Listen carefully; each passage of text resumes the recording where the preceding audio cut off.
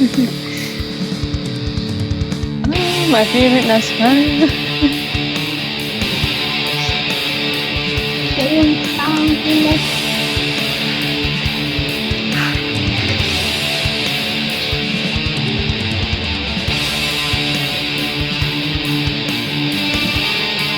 They can do the song and we can have, at least I can.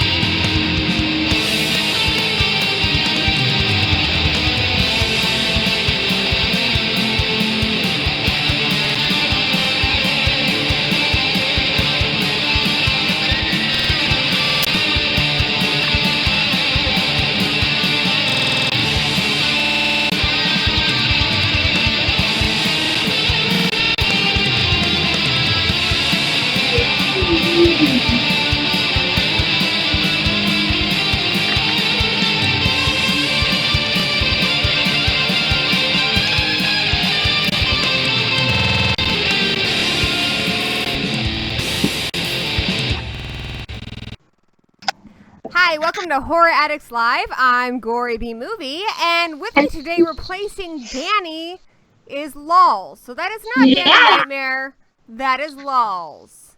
And special you have been upgraded. Exactly, you know it, babe. And our special guests today are Slasher of Horror.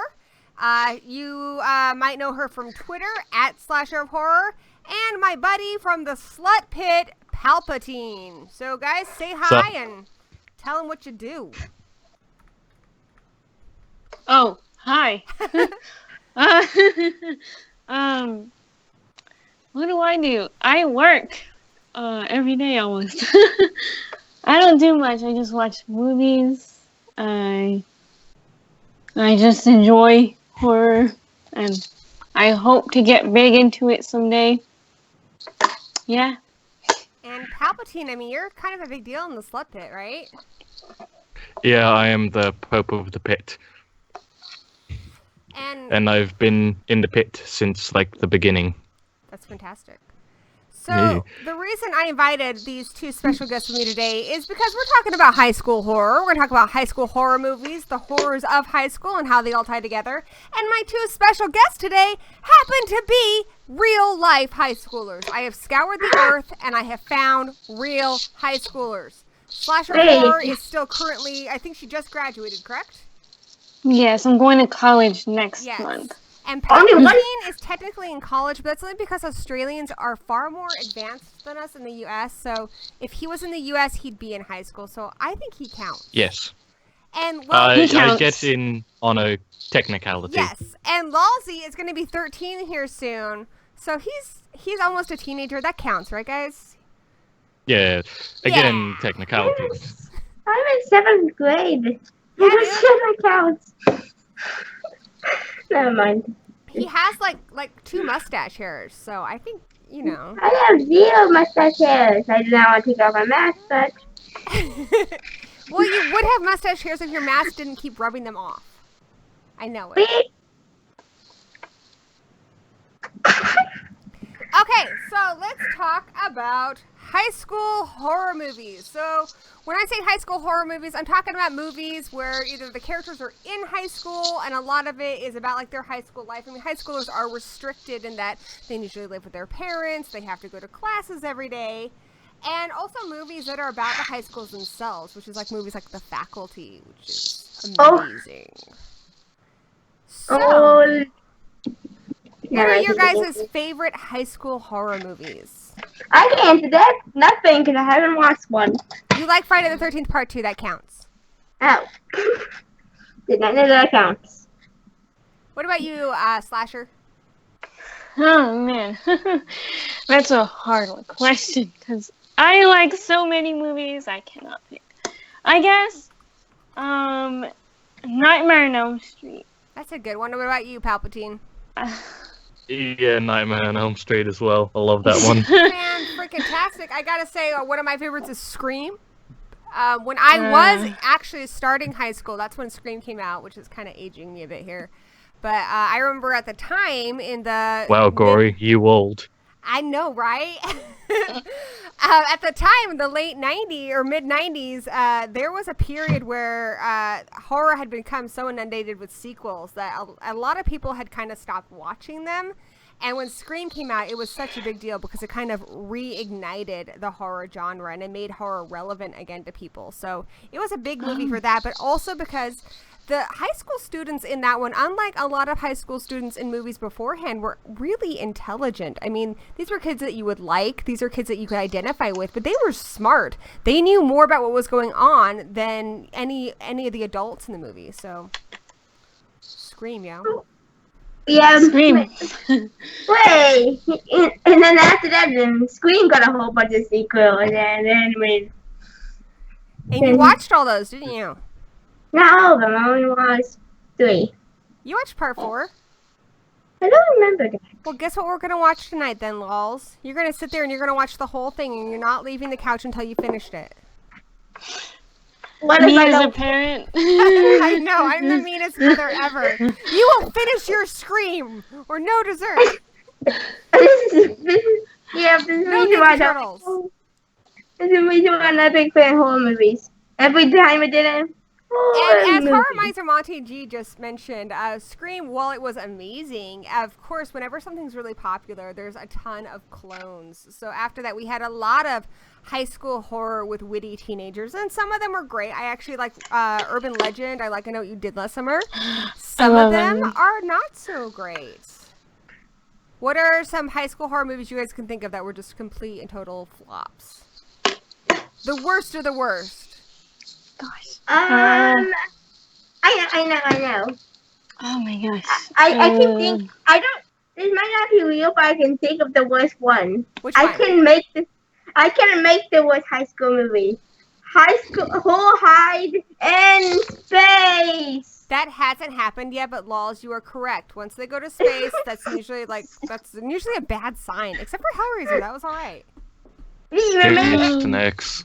And then I cried when I found out info that there was a stepfather in space. The stepfather in space? This is true. Yeah. So slasher I cried. horror and Palpatine, what are some of the duds you guys can think of? I know Mr. Shadow doesn't like Jennifer's Body, which hurts my little horror heart because I love Jennifer's Body, but it is not for everybody. I don't know, man. I like about everything. The only movie I really don't like, it's not really like, which I'm probably, people are probably gonna hate me for this. The one that I did hate, see, the thing is, as I was gonna say, it isn't a high school horror, but I really didn't like The Visit. But other than that, I like about a lot of movies. So yeah, I guess The Visit can kind of count because the older girl I think was probably in high school. I think some flops. Oh God, Phantoms. Horror Miser Monty. Phantoms is the bomb. Ben Affleck was awesome in that movie. Just kidding. Yeah. Just kidding. I recently saw Slaughter High. That one wasn't one of my favorites, and my God. I like Class of Nukem High, but the sequels are, in my opinion, pretty lame. What about you, Palpatine? I think, crap. See, I'm not really well versed in the horror high school sort of stuff. So, to help y'all out here, because I'm a friend, and you know, like how there's that mom when you guys have your, I guess, football games for Palpatine, soccer games for you, Slasher, who brings the orange slices? Yeah. Yeah, I'm going to be that mom for you, okay? I'm going to give you guys some orange slices. You ready?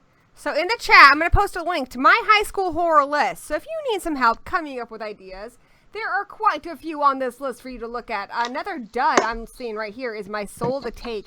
It wasn't a bad movie, but it definitely wasn't great. Oh, yeah, that one. Yeah, that... Don't think I've seen it. Yeah. It's kind of a skippable Wes Craven, which is, you know, even by Wes Craven standards, I mean, even his worst movies are better than a lot of other movies, but for Wes Craven, it wasn't a great movie. I expect more from him. The Gallows sucked. Did you guys see The Gallows? No. That's... Yeah. I don't think so. Well, you're really lucky. Yay! The Maybe one day I'll see it, because one day you might have to play for a review at dinner. Now we're gonna get personal. You guys ready to get personal? Personal stuff. Personal. Lalsy, you're probably gonna not relate to this one, so just be moral support for our 2 high schoolers, okay? More support. You're basically the cheerleader. So Wait, we're gonna no. be here and be moral support in case they cry, because they might No, cry. the cheerleaders always die It in wouldn't horror be the movies. first time that someone's cried on this show. No. Okay, so The cheerleaders die in horror movies. Lalsy, button it. I love you. All right, we're gonna ask Slasher horror question. Slasher, what horror movie for you best resembles your high school experience? Oh my God. You can pass and we can come back to you if you want. Do you want to think about it? Please come back. All right, Please think come about it. back. Palpatine, do you have an Yeah. answer? I don't know a lot of high school movies that got a lot of drop bears or kangaroos in them, but I'm sure you can come up with one. I'm messing with you. I love Australians. Crap. There was this Australian horror movie like a while back where the dude gets abducted by like a crazy chick. Oh, Loved Ones? The loved ones. Yeah. Oh, Yeah. that's fantastic. What a fantastic Yeah. answer. I didn't get abducted by a crazy chick, but I did go to a dance with a crazy chick. And it was just kind of like when I met her, it was just like, oh yeah, no, she seems pretty nice. But when started to get to know her a bit more, it's just like, oh god, what have I done? What have I done? What have I done? What have I done? So yeah. That is Horror Miser. I highly recommend The Loved Ones. It's a really hard one to find here in the U.S., but I was able to find it on DVD. You can't get it on Blu-ray, but you can get it on DVD. So definitely. And you can watch it online too. Yeah, I watch a probably. lot of my movies online. I love The Loved Ones. Fantastic Australian horror movie. Now every time I watch that, I'm gonna think of poor Palpatine on his horrible day. Yeah, My, actually- high school experience. Remember, I'm old. This was the 90s, kids. My high school experience, the one I best related to is The Craft. I'm Wiccan, and I was Wiccan when I was in high school, but I was just kind of learning about the religion, about spirituality, about that kind of when you're Wiccan, you study for a year and a day. So I was still doing that. And as I was doing that, I had a few friends who were kind of interested in it. They're like, oh, what is this? Can we do stuff too? I'm like, yeah, sure. I'm not an expert, but why not? We'll do this stuff together. And we did. And for a while there, I had a group of 3 girlfriends. And we would do Esbits and Sabbats together. Girlfriends, honey, means like they're my friends who are girls. I know. But Don't be rude. Anyway, and there would have been nothing wrong with that. They were lovely girls, even though they ended up becoming backstabbing bitches. Oh, damn it. Sorry, Lols. I'm okay. You're okay? I'm sorry, I saw in front of your child. Anyway, back to what I was saying. So I need to ask you one thing. I was in high school with these 2 girls, and for a while there, things were great. It was fun to have people to share this with as I was learning, and they were learning with me and to celebrate things with. But eventually, I had a falling out with them. There was I don't remember, like some stupid rumor or something in the high school. I don't remember why they didn't want to be my friend anymore, but I remember it was dumb and it was high school bullshit, and they completely turned on me. They went into my room because they came over so often. My mom wouldn't let them into my house. They went into my room and ripped up all my posters and all the pictures on my wall. They took back any gifts they had ever given me, like from birthdays and stuff. They destroyed, they trashed my bedroom. And then proceeded to spread more lies and shit about me around the school. So yeah, when I watch The Craft, I kind of think of that. It starts off all fun and they're all friends and they're doing fun witchcrafty stuff, and then it got really, really ugly at the end there. So yeah. Well, teenage girls can't say that word because Lols is in the stream. Earmuffs, Lols.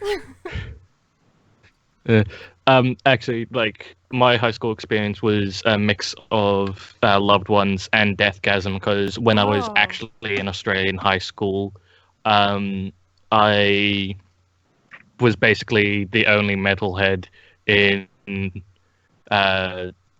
the school, well, mainly the class, and I'm just like, Where this you is feel kind of like you shit. just don't fit in.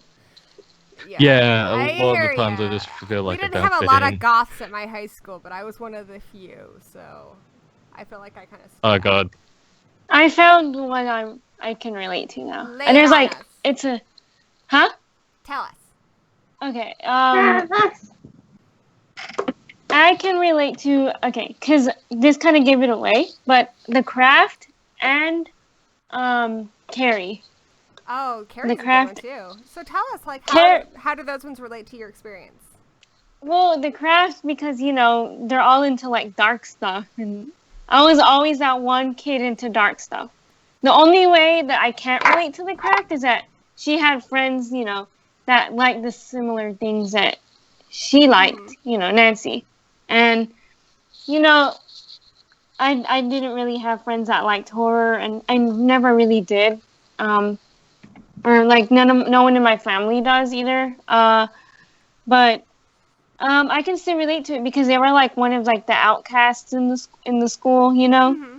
a group of them, and Carrie because that kind of relates to my middle school years too because I was bullied extremely badly in middle school, and yeah, Did you ever? I wanted to burn the school down. Yes. And let that be a warning to anybody who does pick on other people in high school. You never know who these people are, what's going on in their lives, and I mean, it's just you never know what's going on in somebody else's life anyway. So you should be compassionate, but you also don't know that they have crazy telekinetic powers and are gonna wipe you out. So just as a general rule, don't be a dick. Exactly. That's a good rule. are Don't be a crazy dick. people.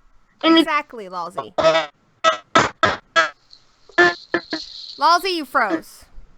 Lalsy, do you want to come Being join me? absorbed into the Matrix. Lalsy, do you want to come join me upstairs? I have a question for you. What, babe? Mom, do you know your face cam isn't working? My face cam? Yeah. Oh, honey, it's because you're looking on Skype, but they can see me on the stream. Oh. Do you want to come join me upstairs, or you want to hang out there? Is it still frozen? No, you're fine. Okay. It was still frozen. Or you can go play if you want. You've added plenty, so I don't expect you to stay here the whole time. Maybe. You want to go take a break? Yeah. All right, I will Lalsy. stay here for the whole time. All right. And let's be thinking All right, tracking moving on to my next question. Actually, another high school movie that, come to think of it, is a Canadian film that I relate to called Ginger Snaps, just because I've always felt like when I watch horror movies and such, I always feel like I don't see a lot of girls who are like me. Like, I can be really dark, and I've always been obsessed with, horror movies and death and Same. cults, and a lot of girls aren't like that in horror movies. And then also just, I was bullied a lot in high school and such too. Not high school so much, but definitely grade school. And for a while there, I was really angry, but I bottled a lot of it up. And I just feel like at any minute, like if the wrong person pushed me, I was just going to unleash. And so, I feel like a lot of girls are Same. like that, but people think of that when they think of boys a lot, that they have a lot of the stuff buried in them, but people don't realize that girls are the same. We sometimes do, like the Joker, want to watch the world burn. We get that dark, especially when you're a teenager, and Ginger Snaps actually did that. I was really impressed with that movie for that reason. I like that movie. Yeah. I agree. Good. Actually, that's another one I could relate to as well. Actually, I'm Now going that to I use think of Ginger it. Snaps for the answer of my next question, which was going to be, what character do you identify most with in high school horror movies? And I think for me, Bridget, just like feeling like, I also was like, I was like the last one to get boobs. Like, I'm still waiting to get boobs. It's going to happen any day now, guys. But, I wasn't ready to date when all my friends were. I wasn't really into makeup or dances or any of that. Like, I was like still wondering why we couldn't just, hang out and, play video games or watch movies. I just wasn't ready for a lot of that teenage stuff. Are you making fun of me, Lols? It's funny because the thing. You see, right before we have to go somewhere, we take pretty much an hour of putting on makeup. Putting on makeup? Yes. Well, I'm mature, dude. 4 I'm a woman hours. now. We were late for multiple occasions. We were about to go to LA, Mom. This is true. Sometimes makeup takes a long time, bro. It takes a while. Anyway, back to my guess. Lols. I'm gonna get a glass of water. Enjoy that, my baby. Have fun, child.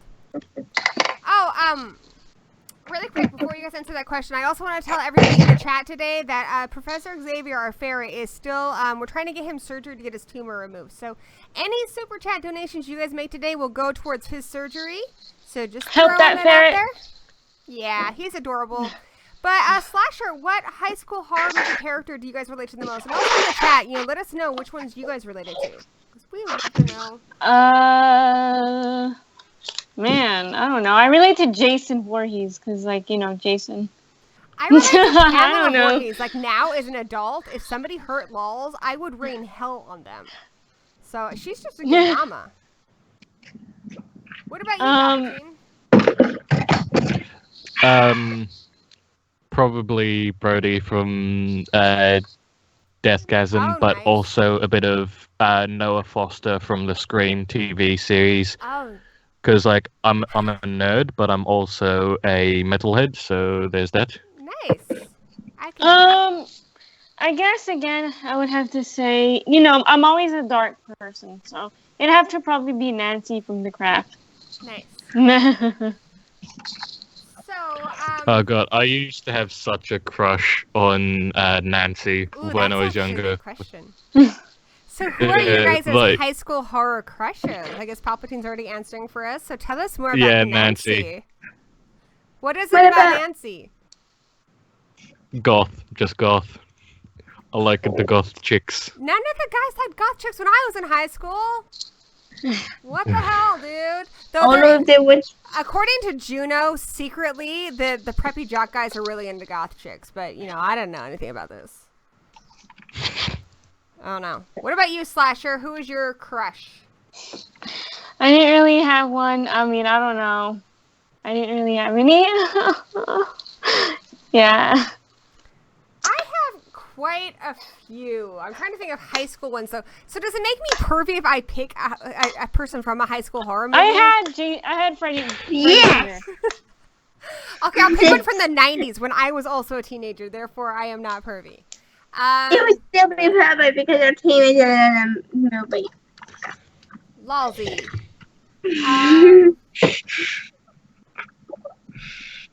Gosh, that's a hard one. I haven't been to high school. That moment when you're getting judged by your own child. I know, right? So much judging, Lols. Oh, Lols is going to be a high school bully. I remember one. I can't even remember the character's name, but I remember I had the biggest crush on the guy who was the boyfriend in Dr. Giggles. I think I just thought he was cute. So there's an answer for you. Oh yeah, speaking of teasing, somebody else teases me. You do as well, Mom. Don't act like you haven't done it, Mom. I think you probably have that. You have more body count teasing than me. I love you. Anyway, let's see. What are some other high school horror movie hotties of the high schoolness? I'm looking at my walls here. I always thought Connie Brewster was really cute too in Fright Night.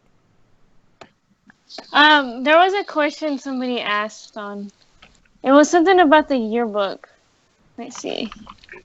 I'm trying to pull it up here with my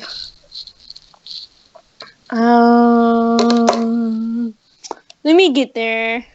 All right. Not make it so Hey, Joshua Skywalker, thanks for joining us. I have one question for all of you. All right, Lols, hit us. What is your favorite high school movie death? Ooh, that's a good question, Lols. I like Johnny Depp's one in Nightmare on Elm Street because it's just. Oh, I got mine now. He basically gets pulled into a blender and then just. It's amazing. Also, Tina's death in the same film is phenomenal. I remember when I saw that I think it scarred me for life. When she's like on the ceiling, Jesus Christ. Yeah, that was gonna be mine. Actually, I was gonna say that one. I love whenever she starts getting all over the room and Wasn't like that music's playing. Oh, it's so good. Yeah. I also kind of a funnier one. I love Tatum's death in Scream when she gets stuck in the dog door. Oh yeah, That was pretty great. Wait, is that was a garage door? Yeah, it's a garage door, but it's like a dog door within the garage door. Oh, we haven't talked about Michael Myers yet. Is it Laurie and all them in high school? Laurie Strode. Yeah. Yeah, she's in high school. It was someone's boyfriend that got stuck on the wall. That one's also my favorite. when Michael Myers like was choking this guy and he like pinned up against the wall, and he just stuck the knife there and he's stuck on the wall. I love in Halloween, this is completely random, just a thought, but I love when Michael Myers takes the sheet and the guy's glasses and wears them. Like, it just shows that Michael Myers has a sense of humor, right? Like, come on, he likes to kill people. He's evil as hell, but he has a sense of humor. Come on, the guy likes to play around. Hey, I like it when slasher villains have like a sense of humor because it really like. And Evil. especially when they, like, when the writers perfectly blend the horror and the comedy together. I agree, absolutely. I found that question. So, Michael Dunn says, what would horror icons write in their friend's yearbook? Oh my god, that's brilliant. Okay, so let's start with Jason Voorhees. Jason Voorhees! I already know one. I already know what somebody would say. Freddy Krueger would say random things, probably has a curse word in it, and it's probably has something to do with specific character, because he pretty much does that in every movie. So Freddy Krueger would leave some kind of randomness, but what would Jason say? Nothing. He doesn't talk. That's brilliant. He just put that KKK in Mama. Yeah. I think Jason would stab your yearbook. Honestly, I think he would take his machete and stab it through your yearbook, and that's his way of signing. And he would like throw it. Yeah. His yearbook is like dot. What about you, Palpatine? What do you think Jason would say? Crap. Oh.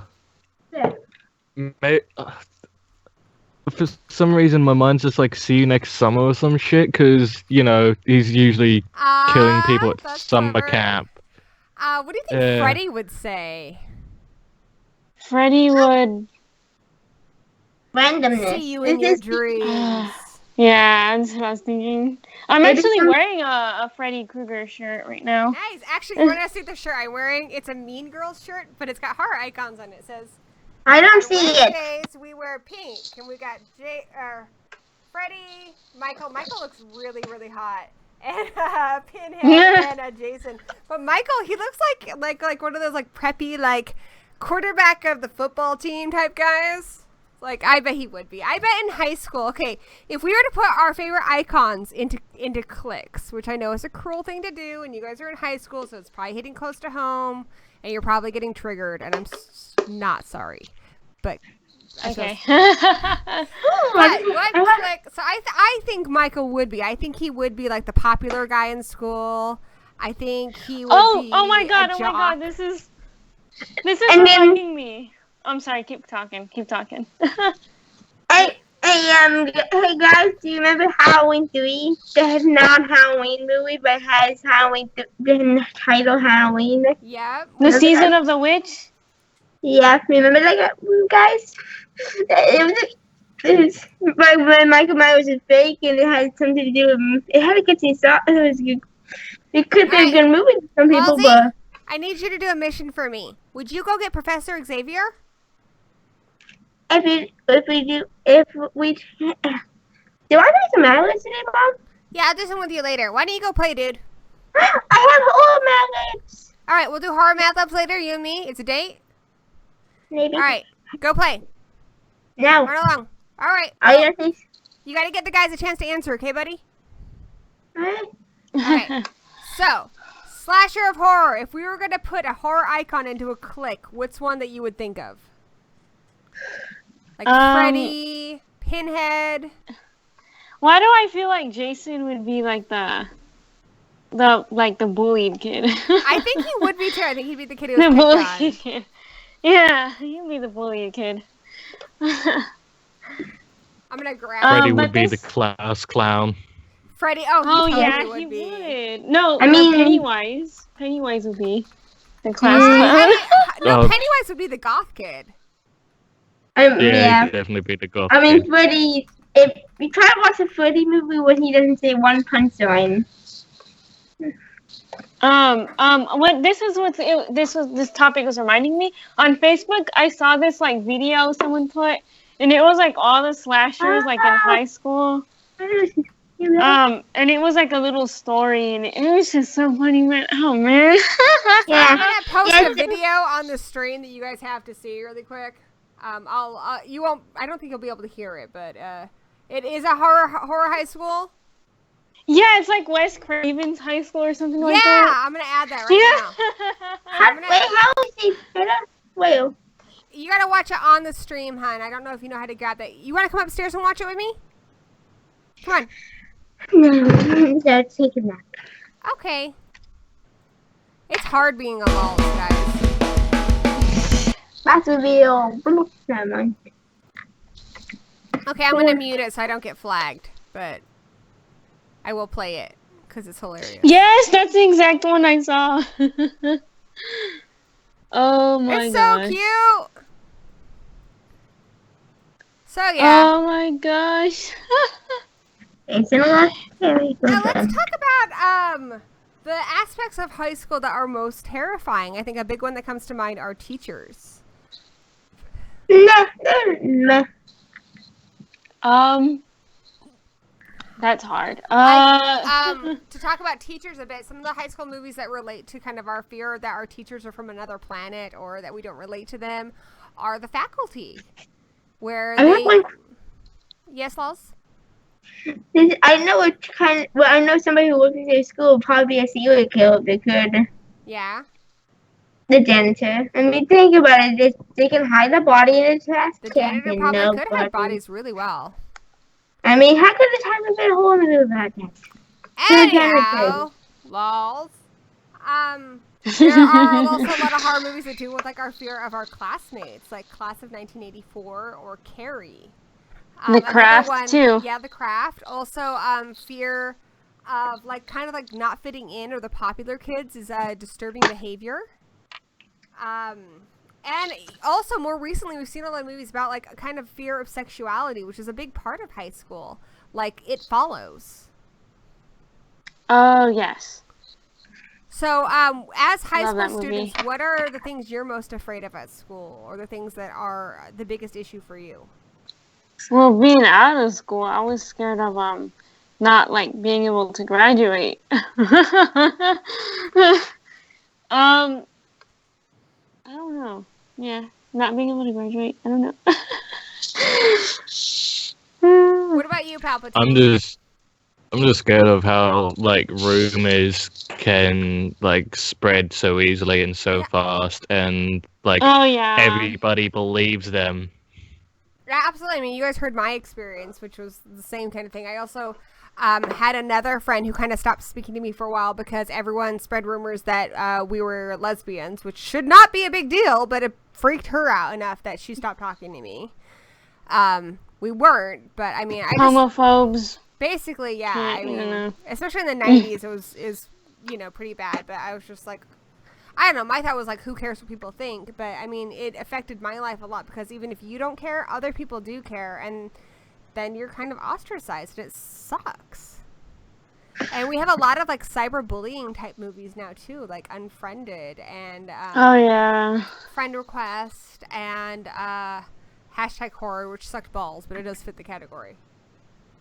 Yeah, I think most of those kind of sucked in my opinion because they're just like made by 40-year-old dudes that like don't really understand it. Like what I just watched those movies and they're like, no. So you don't think that they get it? See, for me, No, that not one's really. hard to relate to as far as high school, because when I was in high school, we just kind of started having the internet. We had chat rooms, but we didn't have Facebook, MySpace, any of that shit. So, I mean, yeah, people would spread rumors through school, but we didn't have to worry about anything online or anybody spreading rumors, through the internet. So that's like a whole other thing that you guys have to deal with. And the other thing, I mean, Columbine happened right after I graduated, so I never was really worried about anybody coming to my school with a damn gun and shooting me. But I mean, that's kind of a pressing issue with college students and high school students now. Is that something you guys think about a lot? Yes, actually, No. I'm actually terrified of dying and guns. So, I mean, at Lawl's school last year, where the whole clown thing that got out of hand enough here that the group of kids who was like dressing as clowns and doing all this shit, they left a message on his school wall saying that they were going to set off a bomb at a certain time on a school day, and his school got closed for it. Well, no, wow. it's like optional day. You Yeah, didn't it was have an to optional go. day. You didn't have to go, but I didn't make him go. That's good. Understandable. I'm pretty sure you made me go that much. I You didn't even know, but I think you found out afterwards it happened. But honey, how was that for you? Like when you found out that somebody was saying they're gonna blow up your school, like with you in it. That's scary, right? I wish the school would have told us. I mean, like, They didn't that tell you was until so funny. afterwards. no, they didn't tell us at all. At all. And that's something you had the right to know, right? Yeah, it's but- like, Do you ever think about your classmates coming to school with like a bomb or anything?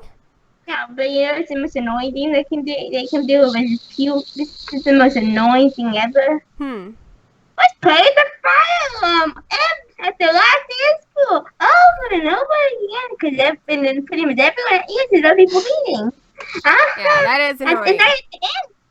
It's like the school system probably knows they'll catch us with the security cameras. So, Now let's do it. all right, anyway. Lols. I have He gets my excited, guys. He gets really excited. Palpatine, honey. Gotta let somebody else answer.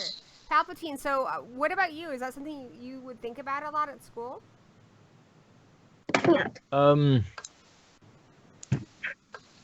Oh, what was the question again? Sorry, I zone out a lot. Do you have any fears in school? I don't know. Lols. When you're at school, do you think about, like, do you worry about people coming to school with guns or bombs or your classmates harming you? Guns, not so much, but, like, some Guns? people, I'm just like, yeah, God, I hate guns. they're probably, like, I look at some people and they're like, yeah, they're probably gonna bring a knife or a bomb or something. That was something I thought about a lot more in college because I remember they had a protocol where if somebody were to break into our university with a gun, we were on text alerts. So every student on campus would get a text alert that somebody was on campus with a gun, and we were told, like, what we were supposed to do and where we were supposed to go if that were to happen. Like, we had a drill. What if you didn't have a phone? Well, I guess you'd have to hear it from somebody else who had a phone. But a lot of people on campus had phones. That was so cool. Yeah, they didn't have a phone if someone was a serial killer. Hey, Lozzie, come upstairs, okay? Why? 'Cause. This is a really comfy chair, and that's why I like water. All right. Well, button up, kiddo. So, did y'all see, like, my room was, like, exploding on Twitter? No.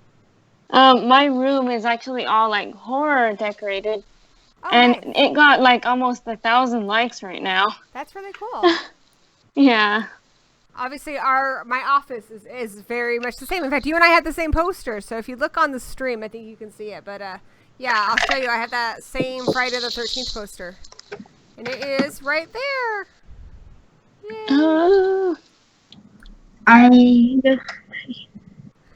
Okay, so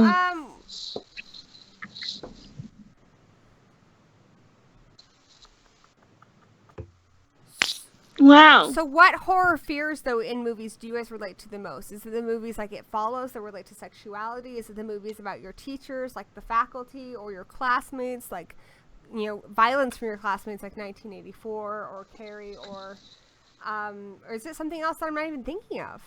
Probably Carrie be the most to me, because I didn't like a lot of my school, and yeah. I think a lot of horror movies also, and we are getting more and more as time progresses and more horror movies come out, but a lot of horror movies deal with teenagers. And I do think that a lot of that has to do with kind of a vulnerability of being a teenager. Like I said before, teenagers, they still live at home. They have to check in. They have, curfew.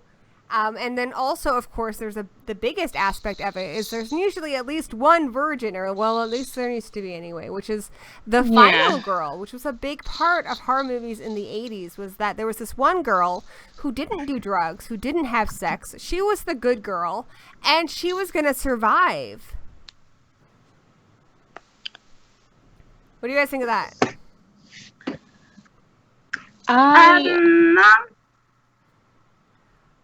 Well, the only reason why I'm glad that I am a virgin is because if everything just basically turns into a horror movie, I'm going to survive, hopefully. And what John Carpenter had to say about that, actually, because he got a bit of backlash on that, saying that it was kind of sexist and that that the girl had to be a virgin and stuff. And a lot of it's not entirely as cut and dry as people make it out to be. Like Jamie Lee Curtis's character, Laurie Strode, she does. Oh wow! Okay, on your camera, I still see that. Scared me. She does smoke a joint with her friend in the car. Oh, you canceled the call? Yeah, everyone froze. Everyone froze. Okay, dude, no worries. All right. Well, you're off. You're off. Go play, okay? You can stay here and hang out with me if you want. What? Yes. Go play. Close the door. Close the door. Sorry about that, parenting. You know how it is. Parenting. So I'm going to fix Slasher of Horror's camera really quick here. And I feel... Oh, yeah, I remember saying. So John Carpenter, what he had to say about that was that he wasn't actually intending to say that, there had to be a good girl, that there had to be somebody in order to survive, or that, it was, evil to do drugs or to have sex. His thought on it was that because Laurie's friends are very wrapped up in boys and girls and drugs, and that's their focus. Laurie is the one who's afraid that there is this strange guy in her neighborhood that she sees. Laurie is the one who's babysitting, so she's paying attention to what's going on around her. The other guys are so wrapped up in partying and stuff that they don't notice. I see it. But he's not saying that she survives because she's a virgin. He's saying that because she's not interested in sex and stuff, she's not interested in any of that, she's more aware of what's going on around her. And I entirely agree with that. Being somebody who was a virgin all through high school, I wasn't really paying a lot of attention to boys or girls or any of that. But I definitely think if something were to be strange, like if there was a strange man walking around my school in a mask, or if the teacher started acting differently, I think I probably would have noticed before other people, just because I guess I had more time on my hands. Yeah. Same. I focused more on bullying and seeing, because there wasn't really a lot of threats at my school. I mean, nobody seemed bad. Mm-hmm. But, I focused more on bullying because there was a lot of things I heard that I didn't like to hear. Yeah. And one time I actually reported bullying, and because I witnessed it in the hallway. I saw this one boy getting bullied, and I reported it right away. I did not want to mess with it. What happened? What was going on with him? I was walking to one of my classes, and this one guy, he was tall. He kind of looked like an outcast. Mm-hmm. These guys were laughing at him and stuff in the background, and I saw him, and he's he said something. He cussed back at somebody, and he was red, and he was so mad. And I felt so bad for him, and I was like, no, this is not right. Then, I kind of like laid it off for a minute. I'm like, okay, so if I see the same guy and something else happens, I'm going to report it. I saw him again, and the guys that were bullying him had his hat, and they were like throwing it around, and then he was like, hey guys, give it back. And I saw it, and I was like, you know what? I'm reporting this. I really thought that. And so really brave. I reported it, and he came down to the office, and supposedly he said he doesn't get bullied anymore. So good for you, I'm girl. glad I helped you. Good for you. I've been bullied cyberly, emotionally, physically, socially. It's no fun. So I know how it feels. Zen Kuku Tenshi, I think I messed up his name, but he said he was a virgin in high school and he was still preoccupied with sex, which is another whole other category of characters where we have the guys who are like only obsessed with getting laid in movies. And so, yeah, I think they're definitely as distracted, which is probably why they don't. It's sometimes annoying. It is annoying, but like it's kind of I watch a movie and then I'm like, there's like one guy, and I'm like, again, seriously? Oh well, I'm just there for the horror. I'm just there for the gore and the death. What are the horror movies that you have seen where you feel like they, like as Palpatine said, they're written by 40-year-old men who have no understanding or memory of what high school was really like? What are some that come to mind? I don't know. I didn't really pay attention to that. I mean, for me, a lot of the ones where they were a little too neatly divided, even to a degree, movies like I love, like Mean Girls, but particularly movies like Disturbing Behavior. I mean, yeah, we had people in our school who were into sports, but like I remember the one guy who was like kind of the star football player was also one of the major editors on the newspaper. He was very intelligent. He wasn't like a dumb jock. And so I think a lot of times when people write these high school horror movies, sometimes they really play up the stereotypes, but I don't think the stereotypes are as cut and dry as maybe some of the people who write the movies think they are. I don't remember a whole lot of just like jock guys who hung out together. It seemed to me like people were a little more mixed up than that. I mean, obviously you had people who like were in orchestra together or band together who'd hang out, but I don't know. For the most part, it seemed like there was a lot of people who didn't neatly fit into a category or a clique. Mm-hmm. Like, I was a goth kid, and I had goth friends, but I also had friends on the newspaper, and I also had friends in debate teams. So, I don't know. What do you guys think about that? Well, I didn't have goth. Well, I mean, friends. Like, do you feel like you were stuck into a category, like a neat little category? Or people in your school were? Like, at your school, was there the jocks, the preps, the goths? Yeah. Like, or people were mixed? I was probably like... Actually, I think people were mixed, but people always saw me as like a person that liked horror. Like, it's so funny because one time my choir teacher was like telling like some like conspiracy theory stories with like a little group of people from my choir, and they called me in there. They're like, hey, do you know about this? I'm like, yeah, I do. And so they called me in there, and they're like, she'll probably know more about this stuff than we do. So why don't you explain? So I think I'm just more put into the dark category of my school. I don't know, but I think my school is more mixed. I mean, I think when people was talk your about you... teacher's name Alex Jones? I think when people talk about people, they might say like, "Oh, the jock guy," or the goth girl. But I mean, I think I was probably the goth girl, the horror girl. I don't think a lot of people are like really like.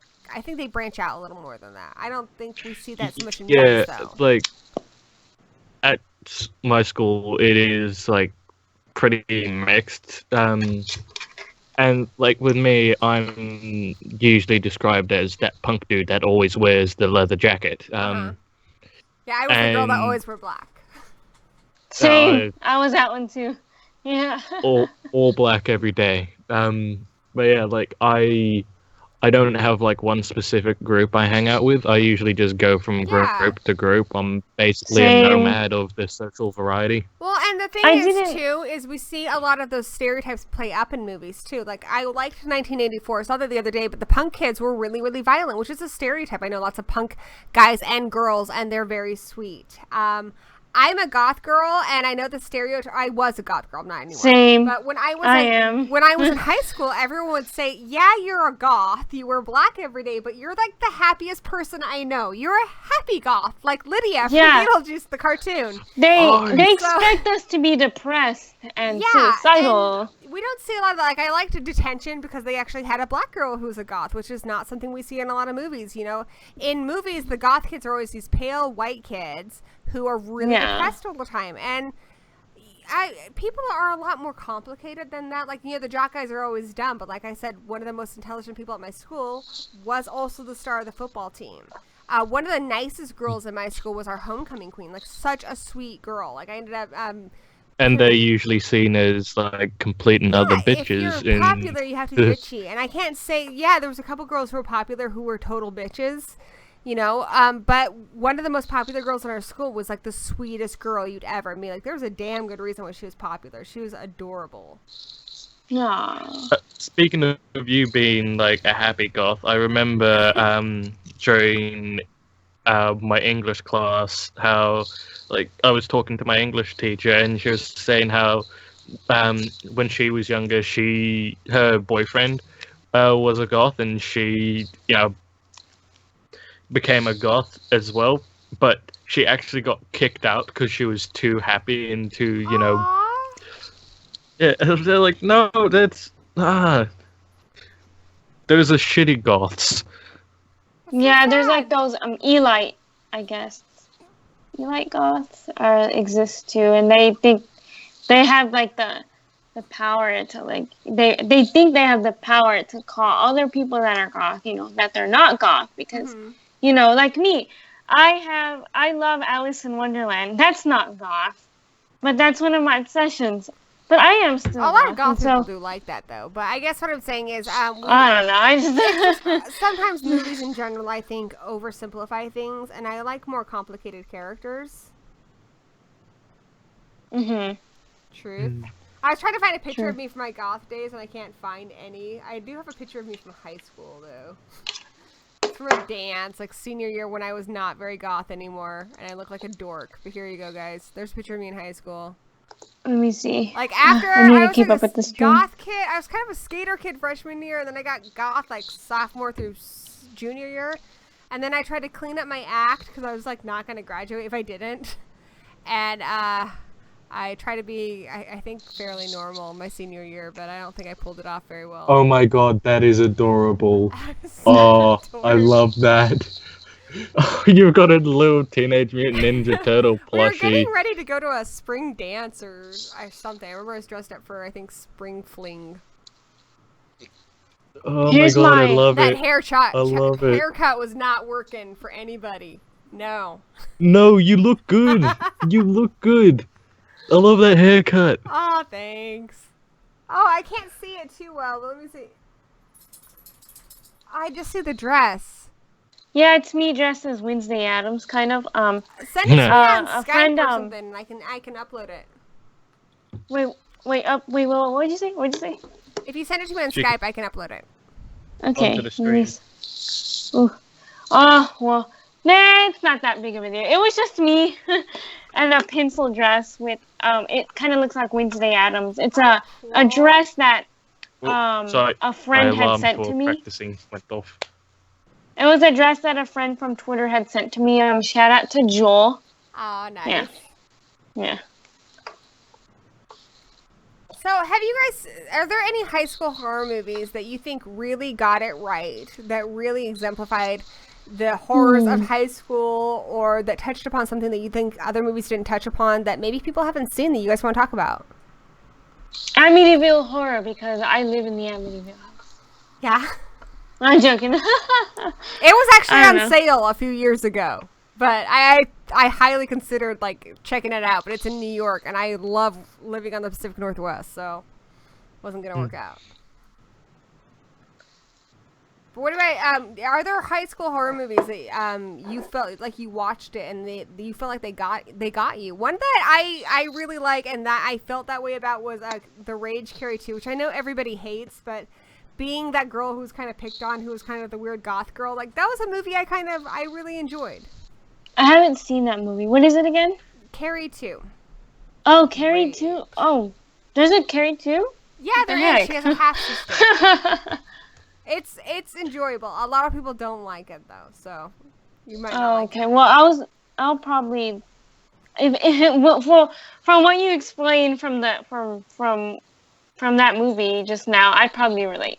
The reason I liked it was like she was treated as kind of the weird goth girl, but I mean, like, she was listening to like Etta James. Like, she didn't fit a lot of the stereotypes. It wasn't like she was listening to like Depeche Mode. She like ended up liking a guy who was kind of a jock. I mean, just showed that we don't necessarily we're not necessarily confined into these stereotypes. And even though she was somebody who seemed like they didn't really fit in, or who seemed like they didn't even want to fit in, when given the opportunity, you know, she was just like any other kid. She was excited. She was excited to be a part of things and to go to the dance and to have it all blow up in her face. Like, it was really tragic.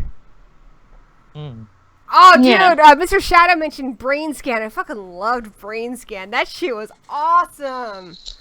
Fuck yeah, Brain Scan. Did you guys see Brain Scan? I haven't seen that one. It came out at a time when like virtual reality games and stuff were fairly new. But so this kid, Eddie Furlong's character, gets this game called Brain Scan, I believe it's called, and there's a trickster character in it. And essentially what this game is it allows you to, in virtual reality mode, like murder somebody. It's really fucked up. But he finds out after he plays the game that the people are actually fucking dead. And then he wants out of it, but this character comes out of the game and is like haunting him in his life, this trickster character, and won't let it go away, and keeps making things worse and worse and worse. Like, ends up making him try to like kill the girl that he's into.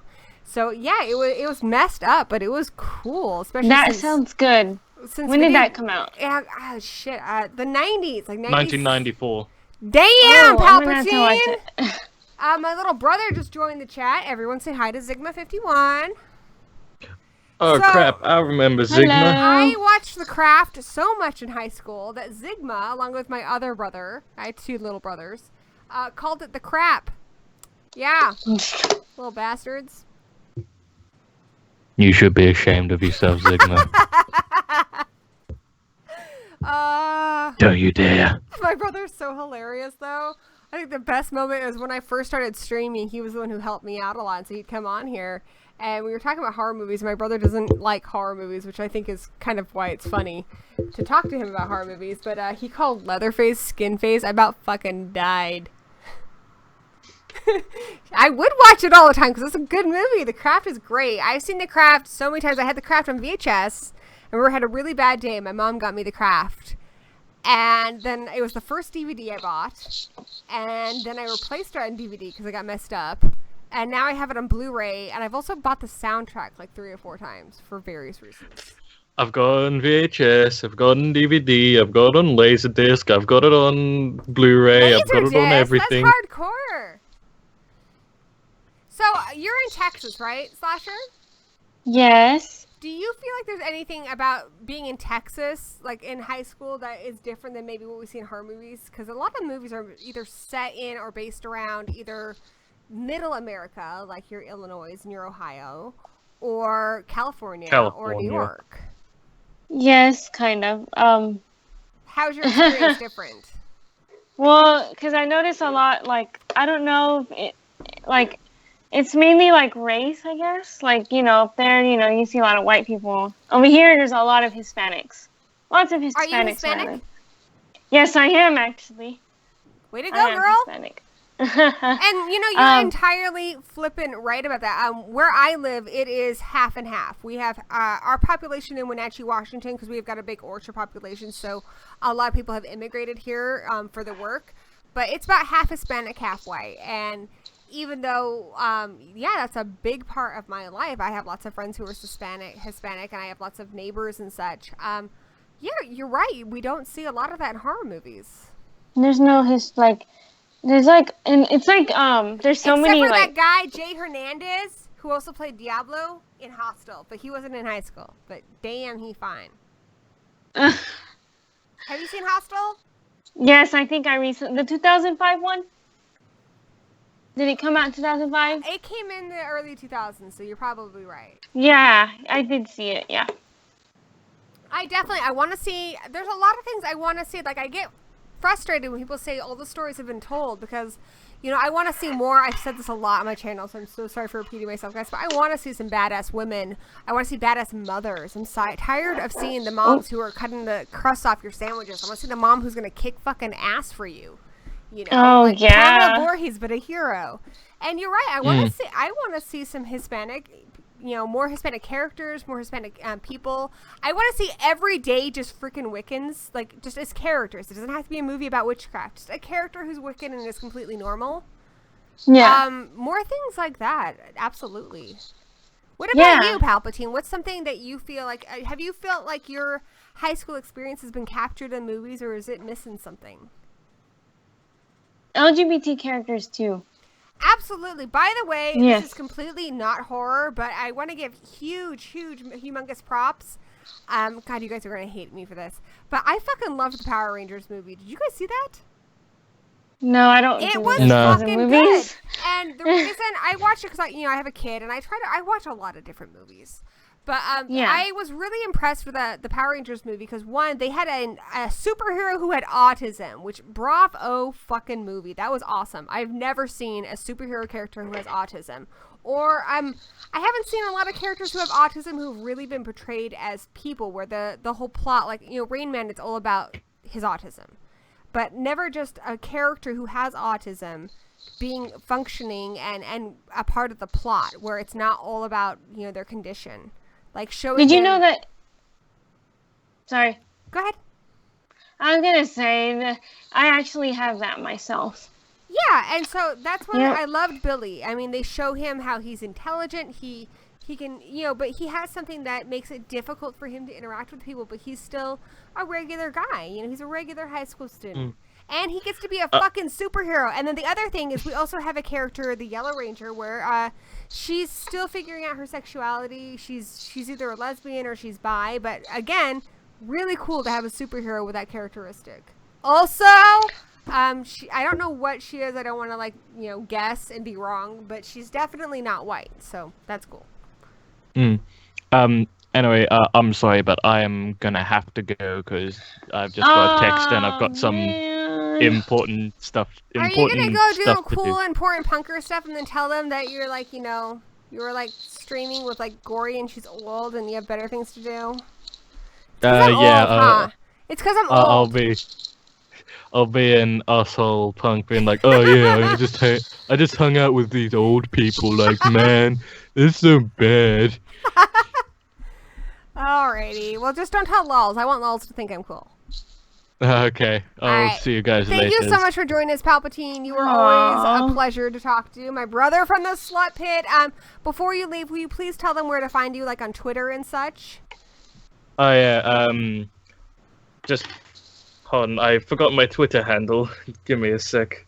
I think it's paw_pop. I don't know. I probably should know this. Go for Palpatine. Go for Palpatine or just Papa Palpatine. There you go. Anyway, see you guys later. Goodbye. Bye. It was lovely talking to you. I just had a beer burp. So it's us now, just us girls. Yeah, I mean, absolutely. I want to see more LGBT characters in horror movies, especially as the hero. You know, I think we've seen a lot of that. Where I mean, especially if you watch I want to have a stream here soon. And I want to talk about transgender people in horror movies because I feel like again, whenever we have that in a horror movie, like Pieces or something, or similar movies, that they're the villain. And I mean, more recently, I think horror movies have become a little more inclusive, like including more people who are gay, lesbian, or, you know, bisexual, but not nearly as many as there should be. I mean, considering how much of the population fits into that category, it seems like we should have more of that, particularly more in leading roles than we're seeing. What do you think? I agree. And another thing is, like, there's a lot of, like, it's also hard, you know, being an LGBT person, it's also hard to see a lot of, like, what do you call it? Like homophobic slurs and stuff in horror movies. Like in Hostel, you know how he says that the Jay, I think, Jay, I'm not good with character's name. Jay Hernandez's character? Yeah, he says a lot of like, I was watching that movie the other day and he says a lot of like that word and I don't even want to say it. No, I completely understand. I was watching Class of 1984 and at least, I mean, there's a lot of shitty, when I was a kid in the 90s, things were not very politically correct. And a lot of good stuff has come from kind of this politically correct, movement that's happened. A lot of bad things have happened too. I think people have taken it too far in some areas. But definitely, I was watching Class of 1984, and when the guy says these racial slurs to this, like, other gang of guys that are black, I was just like, what the fuck? You don't say that, dude. I don't care how punk you are. You don't say that. Like, even if you're trying to, like, be an asshole or whatever, you just, that's too fucking far. Like, some things are just really hard to hear even in a movie. And, of course, they also use a lot of slurs for... gay men, which wasn't even accurate. They're trying to basically say that these guys were not manly, but I know lots of gay men who could kick some serious ass. So it's not very accurate, guys. Not very accurate. And I think a lot of people know that now. But watching a lot of those 80s movies, we see kind of how outdated they are. One of the things I still see that drives me up the wall, one of my best friend, her husband is a little person. He's a dwarf. And her son is too. And the prejudice towards little people is so bad. And it's bad because, like, we can't even go out. Like, she doesn't even want to go out to bars with me because people treat her husband like he's a fucking circus performer. Like, he's there for their fucking entertainment. And it's awful. So and disgusting. For them... calling, God, I don't even want to say it, but I don't want to say it, but calling somebody a midget is just as bad as using any racial slur towards any other minority. It's awful. Like, it's a very hateful word, because that's essentially a sideshow freak or a circus performer. It's not what you would call a person, that you care about, a person that you respect as an individual. And it really hurts me when I see her son, like what he goes through, because he's a high school student, and he wants the same things that every other high school student wants. He wants to be seen as cool. He wants to be seen as good looking. He wants to be seen as athletic. He plays hockey. He's really fucking good at hockey. But unfortunately, when people meet this kid, this really bright, talented kid, athletic kid, they just see... that he's a dwarf, that he's a little person, and unfortunately they don't say it in such politically correct words. People still think, and I see it even in children's books. I see it in all kinds of movies where people use the M word, and I fucking hate it. It's such a hateful word to say. And people think it's funny, and they think if you say anything about it that you're just being too politically correct. But I think when it comes to saying things that hurt people, like hateful speech. I think when it comes to hateful speech, we should try not to be assholes. I mean, I think it all comes down to what I said earlier. Don't be a dick, Yeah. Yeah. So, I mean, like... I agree. There are a lot of things... I don't know. There are a lot of things I think people do get a little uppity about. I heard recently... what was it? Seinfeld said he was speaking at something and he got told off because he said ladies and gentlemen, and they said that was really excluding people who might be in between. And I think that's kind of going too far. Obviously, he's not trying to be hurtful. But when it comes to saying things that you intentionally fucking know are hurtful to another person, I think you should know better. I think you should be a little more conscientious. And unfortunately, with some of the things, like with little people, I just don't think enough people know. So, yeah. It's a thing, guys. I agree. Yeah. I agree. Like, there's just so many things out there that are just not good to say today. And, being a minority myself, a huge one. I'm like the spawn of Donald Trump. I mean, like, oh my gosh. Let's not even get about him, man. God, he's awful. And he's making everything so much fucking worse right now. I mean, because he was... I know people are tired of when people go too far with the political correct stuff, but some of it is for a fucking reason. Like the things he says that are hateful towards women. And That's the thing. I mean, yes, we've come a long way in certain areas. We've come a long way in our treatment of some minorities. But trust me, guys, we have a long way to fucking go. Women are not treated as equals yet. We've come a lot farther than we were 20 years ago, but that doesn't mean that we need to stop. We need to keep fighting. Women, we still need to keep... Yep. Yes. I want to see more badass women in movies, more badass women in novels. I want to see women, treated just like men are. Have you noticed that when it comes to superhero movies, all the female superheroes are really young and gorgeous and are models?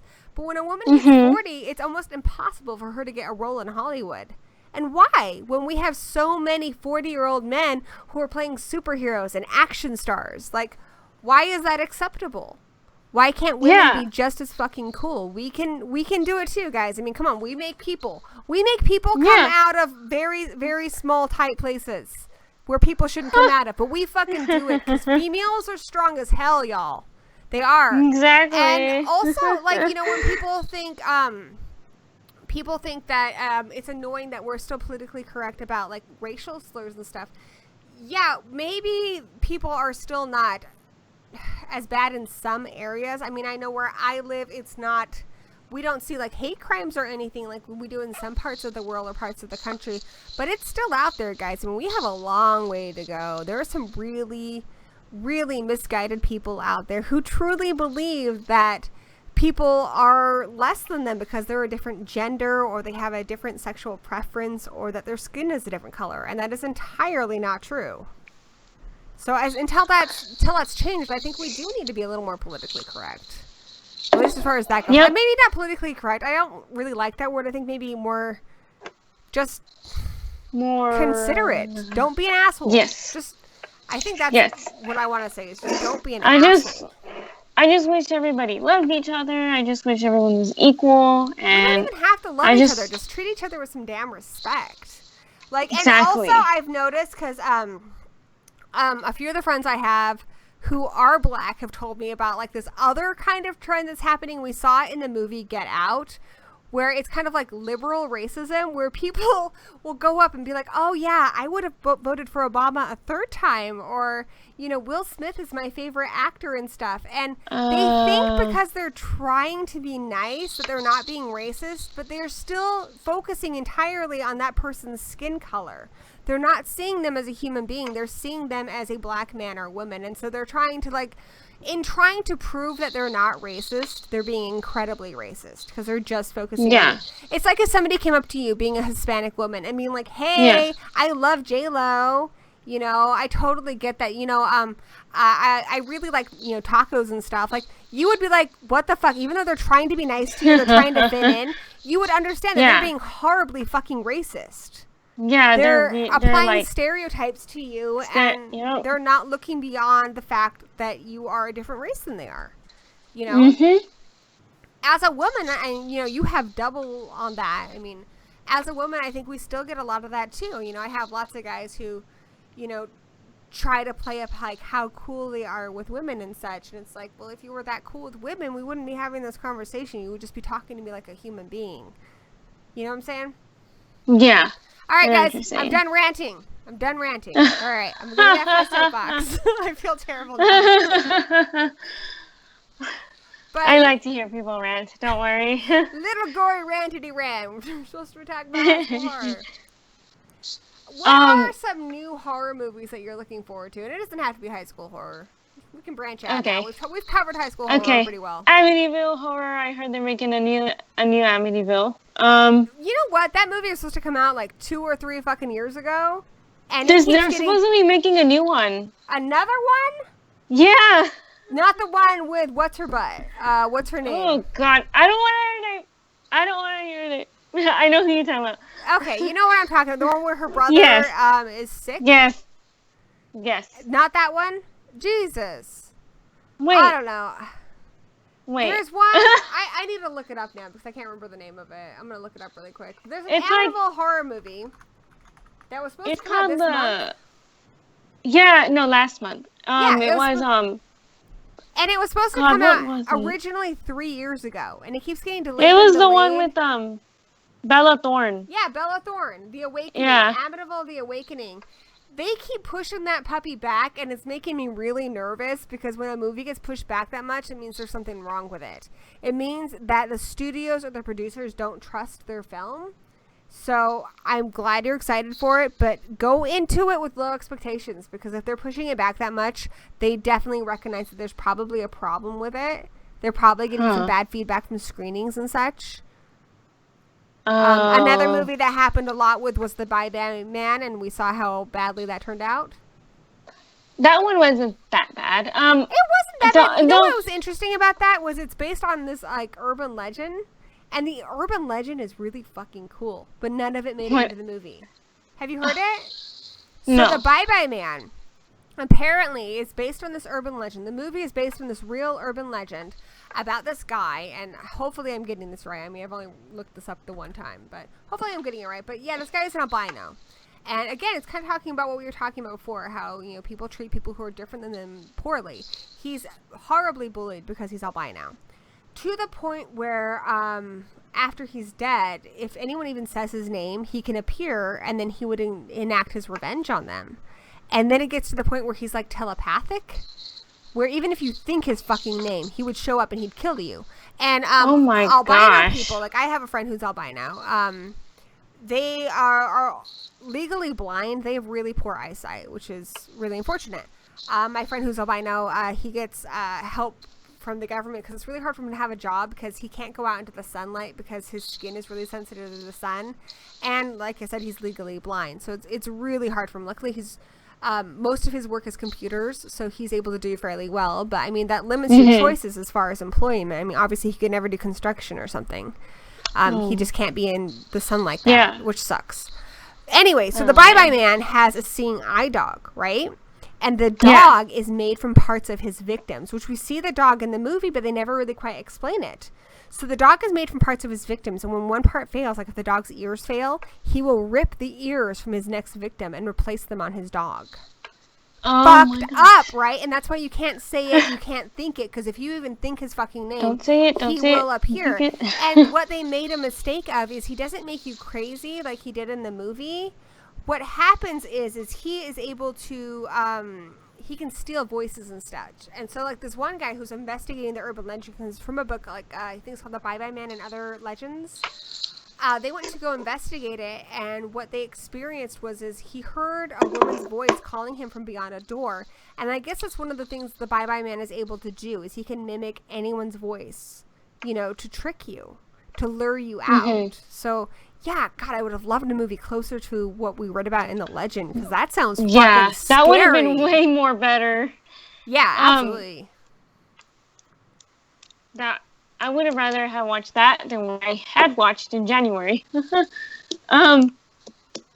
Another one I recently saw was Wish Upon. How was that? That one was...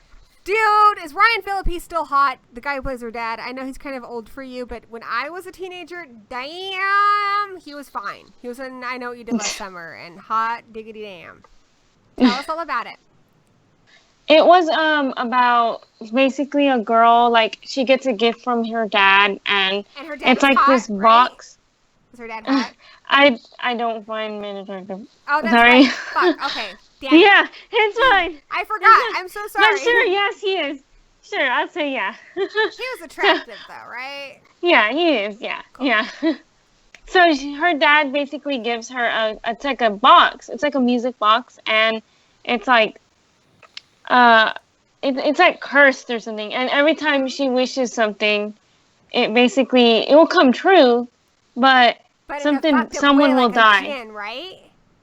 Oh Huh? my goodness! So that's like Button, isn't it? Are you familiar with that story from Richard Matheson? No. Okay, so Richard Matheson is phenomenal. He's my all-time favorite author. He's the author of What Dreams May Come. He's the author of I Am Legend, and he's the author of Button. And Button is a short story he wrote. And this man, who's like a traveling salesman, he approaches a married couple with a box, and he tells them, if you push the button on the box, and you have to open up the box and everything, if you push the button, you'll get $1 million. But somebody will die. Somebody you don't know will die. So the wife really wants to push it because they're hard up for cash. And the husband's like, this is too fucking weird. I don't like it. Get rid of it. We can't do this. I mean, they think about it a lot, but that's the conclusion he comes to is it's too fucking scary. Well, while he is at work, Tenchi, Legend of Hell House, another great one. God, Richard Matheson, so phenomenal because he could write sci-fi, he could write horror, he could write romance, and he did them all beautifully. He also did Somewhere in Time, which was my mother and my grandmother's favorite book and movie. I love Richard Matheson so much. Anyhow, so in Button, the man goes to work. The husband goes to work, right? And he's at the subway. And he is pushed by God knows who. Well, hold on, I'll get to that. He's his wife decides to push the button, right? She gets a phone call saying, yes, the money is going to be transferred to her account and that she's done it. And the guy hangs up. She gets another phone call saying, ma'am, your husband has been killed. He was pushed into a subway train. And the money she's getting from his insurance is the money she was promised. It's like $1 million or something.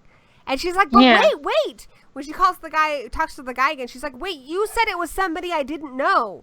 You know, why my husband? And he's like, how well did you really know your husband? So it's really creepy.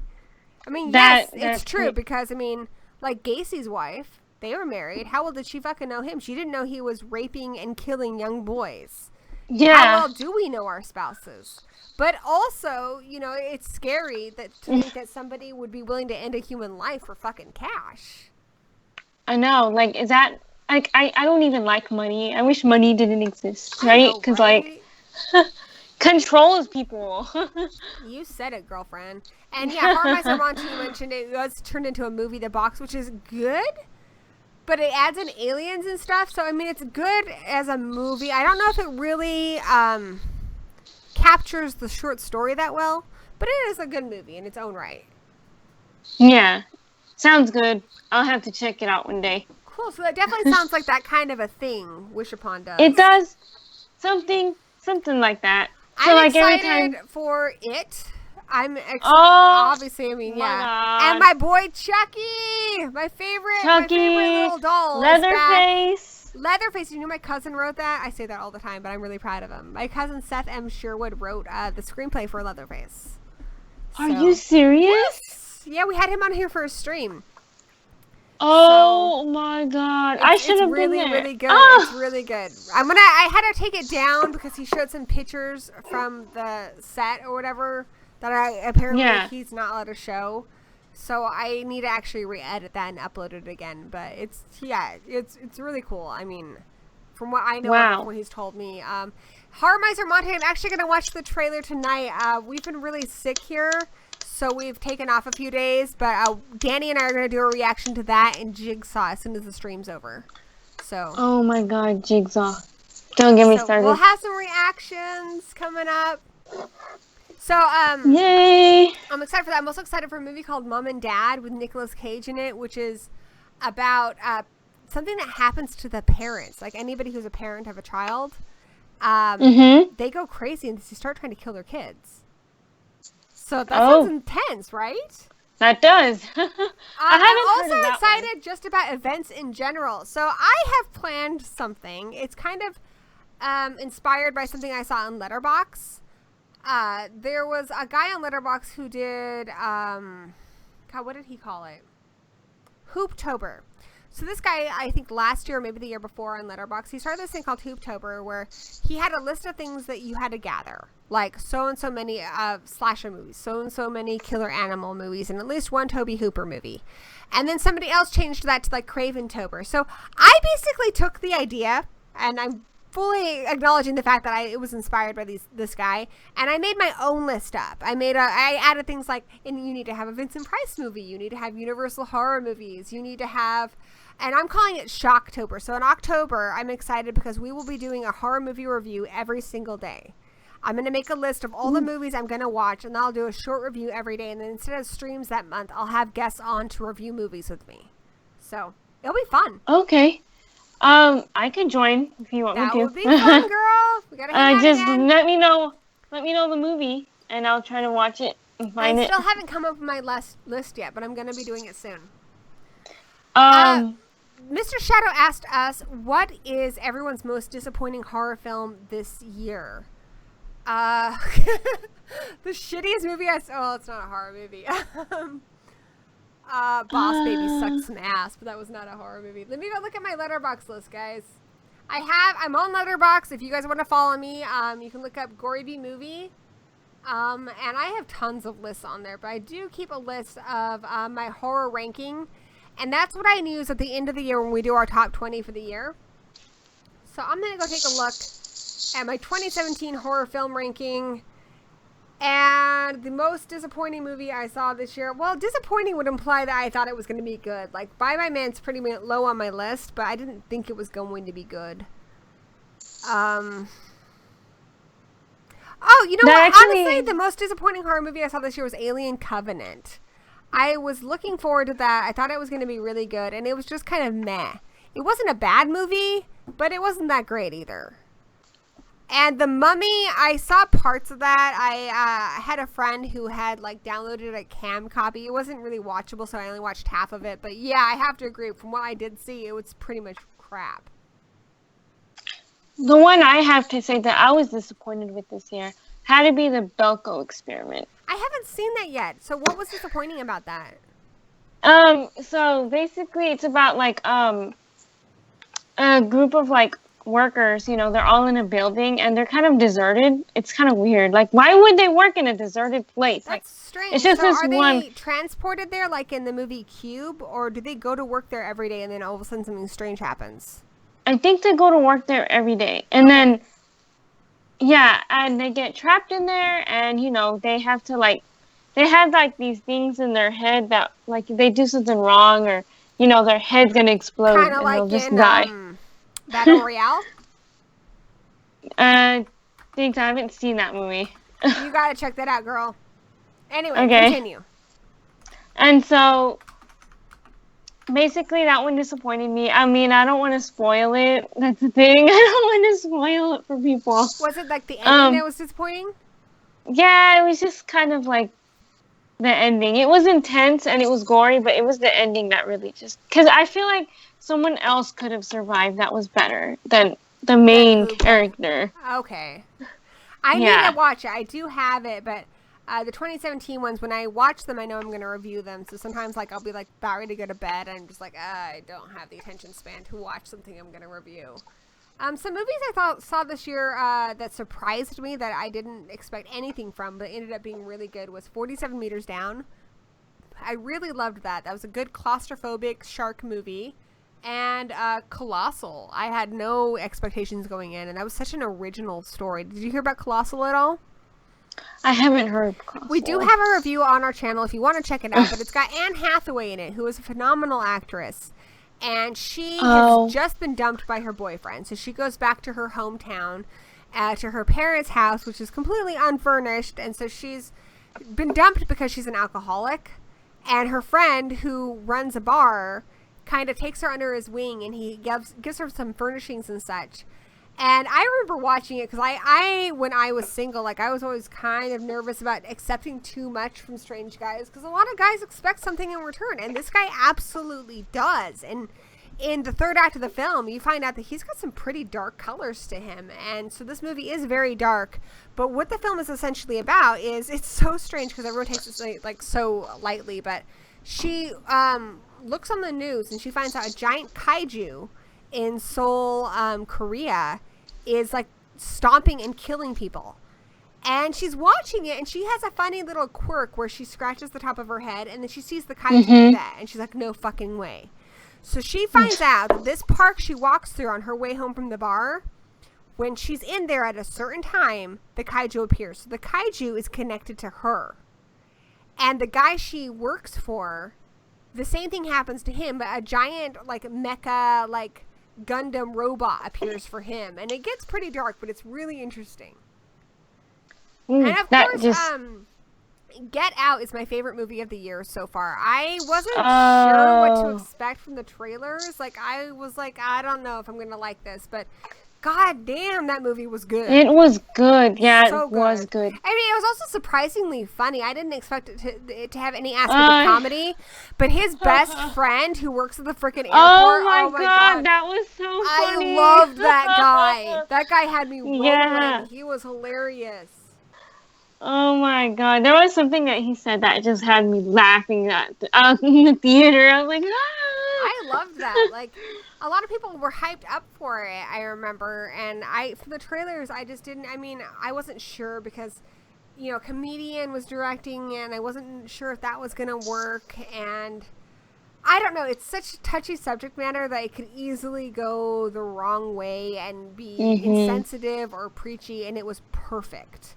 So it was. It was absolutely perfect. I fucking loved Get Out. It was so good.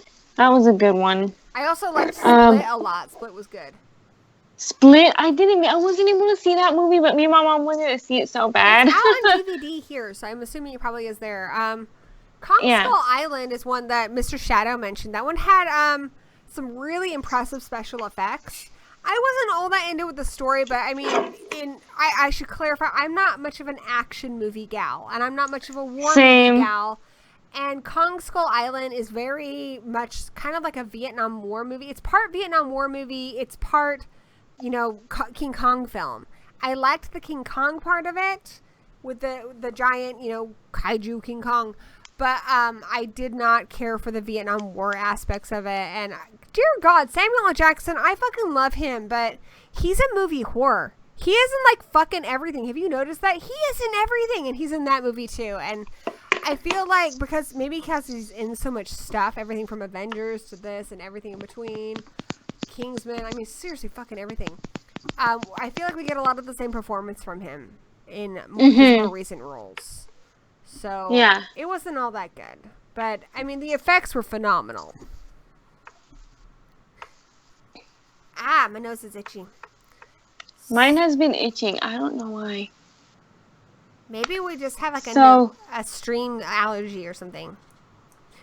Are you excited for the Godzilla sequel? Mr. Shadow is. I loved me some Godzilla. I liked the last Godzilla movie. Oh my gosh, you know what was really disappointing? I gotta tell you guys about this. Shin Godzilla. Oh, that sucked so much. Asshole. I love me a Godzilla movie. When I was a little kid, my dad had a record player. Do you know what that is, Slasher? Yes, okay, I want one. Okay, good. My dad had an old school record player. And I wasn't very close to my father. So the one thing we had in common that we actually shared was like classic rock. You know, my dad and I loved Blue Oyster Cult a lot. Oh and my God, Don't Fear the Reaper. My father, when he was in a good mood and we were actually like hanging out together, when I was little, like 5 years old, he would play the song Godzilla by Blue Oyster Cult. Like, you know, oh, they say he's got to go, go, go, Godzilla. Woo, you know? And I had this like little dance I would do where I'd dance around and stomp around like Godzilla. So, you know, and we watched all the Godzilla movies together. We watched Mothra, Gojira, all of them. So, like, I fucking love those movies. I grew up on those movies. So it's like some of my better childhood memories. And I like the new Godzilla, but God, Shin Godzilla, what killed me about that movie is, one, the effects. Yes, they're practical, but they are pretty bad. Like, Godzilla's got these crazy weird derp eyes. They're really bad, and I know we've come far enough along that they should be able to do better than that. And the other thing that drove me crazy is half the fucking movie is board meetings. Like, I kid you not. Half of it is board meetings. Oh my gosh, board meetings are boring. Though I have to say, the end shot of Shin Godzilla, there's a pretty epic end shot. I don't want to spoil it for you, but that, for me, was the best part of the movie. Yeah, I did like the part where he starts breathing the atomic breath, too. That was cool. They had a couple cool moments in it, but I wanted so much more from it, especially since I had heard so many good things about it. You know when your friends talk up a movie and then you watch it and you're like, dude, no, that was not good. That was not a good movie. It is not good. Yeah. Relate. But speaking of movies that have come out of Japan, you know what was good? You know what was good, Slasher? What? Sadako versus motherfucking Kayako. Now, Kayako is my girl, dude. She's my girl. Like, we're both moms, and we're both badasses, and we both kill anybody who fucks with our kid. So Kayako me, yo, right? Love that girl. Yes. The only problem with that movie is there's not enough Kayako in it. It's mostly about Sadako, a.k.a. Samara, in the American films, The Ring. It's The Ring versus The Grudge. But it's got some cool kills in it. It's a decent storyline. It's got these really cool exorcists in it. So there's an exorcist who's like this guy. He's one of the characters in Battle Royale. But he's kind of a badass, and he does not give a shit what anyone thinks. But he also has this nice relationship with this little girl, this little blind girl in pigtails. And she does not take any shit. I fucking loved them. They were like one of the best parts. And it's a movie that doesn't take itself too seriously. It has a lot of fun with itself. And so it was nice to kind of see some tongue-in-cheek humor. And my absolute favorite part was during the credits. There is a metal song from this Japanese metal band about the movie. Like, I so miss in the 80s and 90s when there would be metal songs about the movie during the credits, or rap songs. That was the fucking best. That's a trend that needs to come back. Yes, that really does need to come back. I like whenever there's like 80s songs like that I know in horror movies, and I'm like, that's where I get a lot of my Dream Warriors, music taste. right? Right? Yeah. That shit's awesome. So you know what? Something really cool is mine and Danny's song. You know how people have couple songs? Yeah. Our song is No One Like You by the Scorpions. And our anniversary is going to be October 13th, which is a Friday the 13th this year. How cool is that? Oh my gosh, lucky. Our 5-year wedding anniversary will be on Friday the 13th in October this year. And we're going to go see Scorpions. So that'll be awesome. Wow. It's going to be metal. Romantic metal. It's awesome. Actually, me and my partner, we want to get married on Halloween. That's cool.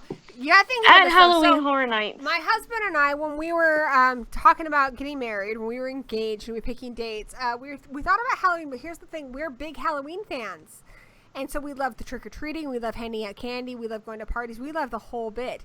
If your anniversary is on that day, you're going to be a little divided. Because you're going to do anniversary shit or you're going to do Halloween shit. So we were watching... It's all the same to me. Well, we were watching Troll Hunter, and then we saw that the date was Saturday, like October 13th, and that's where we picked our date. In fact, it was such a pain in the ass because when we were looking at venues, that date wasn't available. It was like the 12th was available, so we had to get married on a Sunday or some shit. But just to make it official, we went and signed, our officiant worked at a hair salon. We got our papers signed on the 13th, so that's the day we were officially married because we wanted to be married on the 13th. So. Oh my gosh. And then we said the first time it was Friday the 13th, we were going to do something really cool. So nothing cooler than going to see the Scorpions, yo. It's gonna be awesome. Oh, he's back, the man behind the mask. That is from Jason Lives, part 6 of a night. Friday the 13th. Did you know, Tenchi? One of the things that makes me really respect Derek Mears is Derek Mears, when he's a huge Friday the 13th fan, and he's a huge Jason Voorhees fan, and he played Jason Voorhees in the Friday the 13th reboot. He, to add more to his character, because he's already a very tall guy. I've met him a couple times, and he's a sweetheart, but he is tall. He wouldn't interact with anyone else in the cast to kind of separate himself. And the other thing he did nonstop was he played He's Back, the Man Behind the Mask, from the soundtrack to part 6, Jason Lives, nonstop to get himself psyched about playing Jason. How cool is that? Wow. Oh my god, I'm freaking jealous. I wish I was in a Friday the 13th movie. Like, Jason is my everything. Would you want to be the hero? Would you want to be the killer? Are you playing the Friday the 13th game? I'm not a gamer. So, I tried and I flopped so bad. Yeah. So I don't even want to.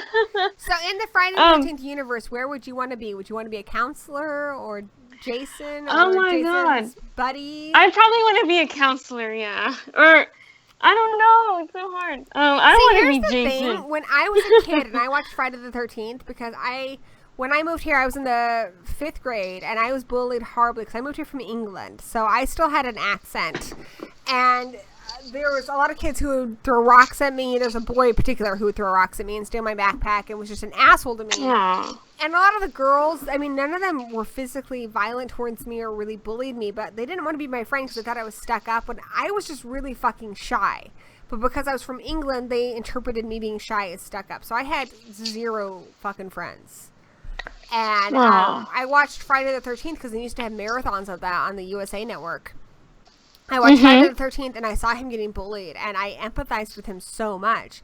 And when I watched those movies, he was who I rooted for. He was who I identified with. And Jason. I just wanted to be his friend. I just thought, if somebody could just be his friend, if somebody was just fucking kind to him. Because obviously he responds to kindness. I mean, he's a mama's boy. He's the OG mama's boy. You know? He's just defending his fucking mother. I mean, so here's my theory on Friday the 13th. So Jason, right? You know, he drowns, correct? Yeah. But he doesn't really drown. I don't think he really drowns. I think they obviously weren't paying attention. And they can't find him anywhere. They look in the lake, they can't find him. They assumed he drowned. But his mother, you know, she gets the news that he's dead. Well, Jason shows up, but Jason's not, I mean, Jason has some, you know, disabilities. So Jason's not very articulate or anything like that. And she has so much guilt over not being there for her son that she thinks it's in her head. I mean, we do know from the original Friday the 13th film that she hears Jason talking to her. She says to herself, "Kill him, Mommy, kill him." I don't think she can separate the truth from the hallucination. So she doesn't believe that he's really back. Well, poor fucking Jason, because his mom doesn't believe he's alive, he has to fend for himself, and that's why he knows those woods so well. He hunts for himself. He shelters himself. He knows every inch of Camp Crystal Lake, but he's a sweet fucking kid. He would never hurt anybody until they kill his mother. And then he's like, fuck you guys. And you know what? Jason grew up, and Jason's a big fucking boy now. He's not a little fucking kid that you can push around. Yeah. So then he fights back. And I think up until the end of part 4, where he actually is killed, he's just a normal living guy who has the advantage that he's big and he knows the area really well and he knows how to survive. Then he comes back and obviously he's a zombie. But that's my theory, guys. The part 6 one kind of reminds me of Frankenstein. There definitely is a lot of allusions to Frankenstein in there. Absolutely. And again, in Frankenstein, a lot of people say Frankenstein, you know, is the scientist and the not the monster. But you know what? I think Dr. Frankenstein was the fucking monster because I identify with the creation, who his name is Adam, I believe, in the book. But yeah, the doctor's fucking evil as all fuck. But of course, mad scientist. Yeah, I don't know, dude. But yeah, with Jason, I always just thought, like, I always wanted to be his friend. And for me, my biggest one was Leatherface. Like, I adored Leatherface because... Aw, I'm from Texas, so I got Leatherface. Well, I had a rough childhood. I had a very... I had a very difficult family. Like, I had a difficult relationship with my dad. And when I do too, actually. When I would try to tell people about that, a lot of times, like, they wouldn't understand. My dad was very abusive, and so they'd be like, wow, there must be something wrong with you. Like, obviously, I couldn't be right in the head with a father like that, or I couldn't be, you know, a good person with a dad like that, because I'd just repeat the cycle or something. And so I feel like I couldn't talk to anybody. And I feel like I identified with Leatherface because it was the same thing, you know? He couldn't help what fucking family he was born into. And until the reboots, there's nothing wrong with Leatherface. He's a normal kid. Had Leatherface been born into any other family, he could have had a shot at a real good life. I mean, he could have, you know, he could have been anything. He could have been a businessman. He could have gone to Harvard. He could have been happily married. And not been a killer. Absolutely. But he was raised by very, very fucked up people who treated him like an animal. Aww. And that's the thing. Like, you know, my father made me feel like I was nothing, that I was garbage. You know, his family made him feel like that he was a killer. And he became that. And so I identified with that. I identified with, like, if you know, you could have been anything else. You could have had a real shot. But it was not in the cards for him, which is really unfortunate. But I see a sweetness in him, you know. The fact that he is so loyal to his family. And then we see in Leatherface, part 3... Like, he kisses the little girl and stuff. Yes, they're all murderers, but they do have loyalty. They do have family. And what we're going to see in the new Leatherface movie, which I really think is cool, is what Seth was telling me, my cousin who wrote it. Leatherface takes on a lot of the personality characteristics that the face... Wait, he wrote it? Yes. My cousin wrote it. What? So he said that because Leatherface takes on the personality of whatever face he's wearing, he wanted to know how somebody would get there, how somebody would lose their identity completely, how they would completely have no sense of self. And so he made a movie that kind of explains how he got there. How did they completely dehumanize him? And what happens is in the family, the Sawyers, I believe, they do something that harms the sheriff's kid or kills the sheriff's kid. And to punish them, he takes away all of her children, all of the mother's children, Vera's children, and puts them into the system. And she's able to get most of them back, but she can't find the kid that ends up becoming Leatherface. He's lost. And so we're following a group of children. There's a girl and a few boys, and they're in a home. And they end up kidnapping one of the nurses, and they go on the road. And you see all these horrible things happen, but you don't know which one of the boys is going to become Leatherface. And this movie is sort of the origin story. How did he get to be that person? I'm so excited. I know, right? I'm so excited. Oh my God.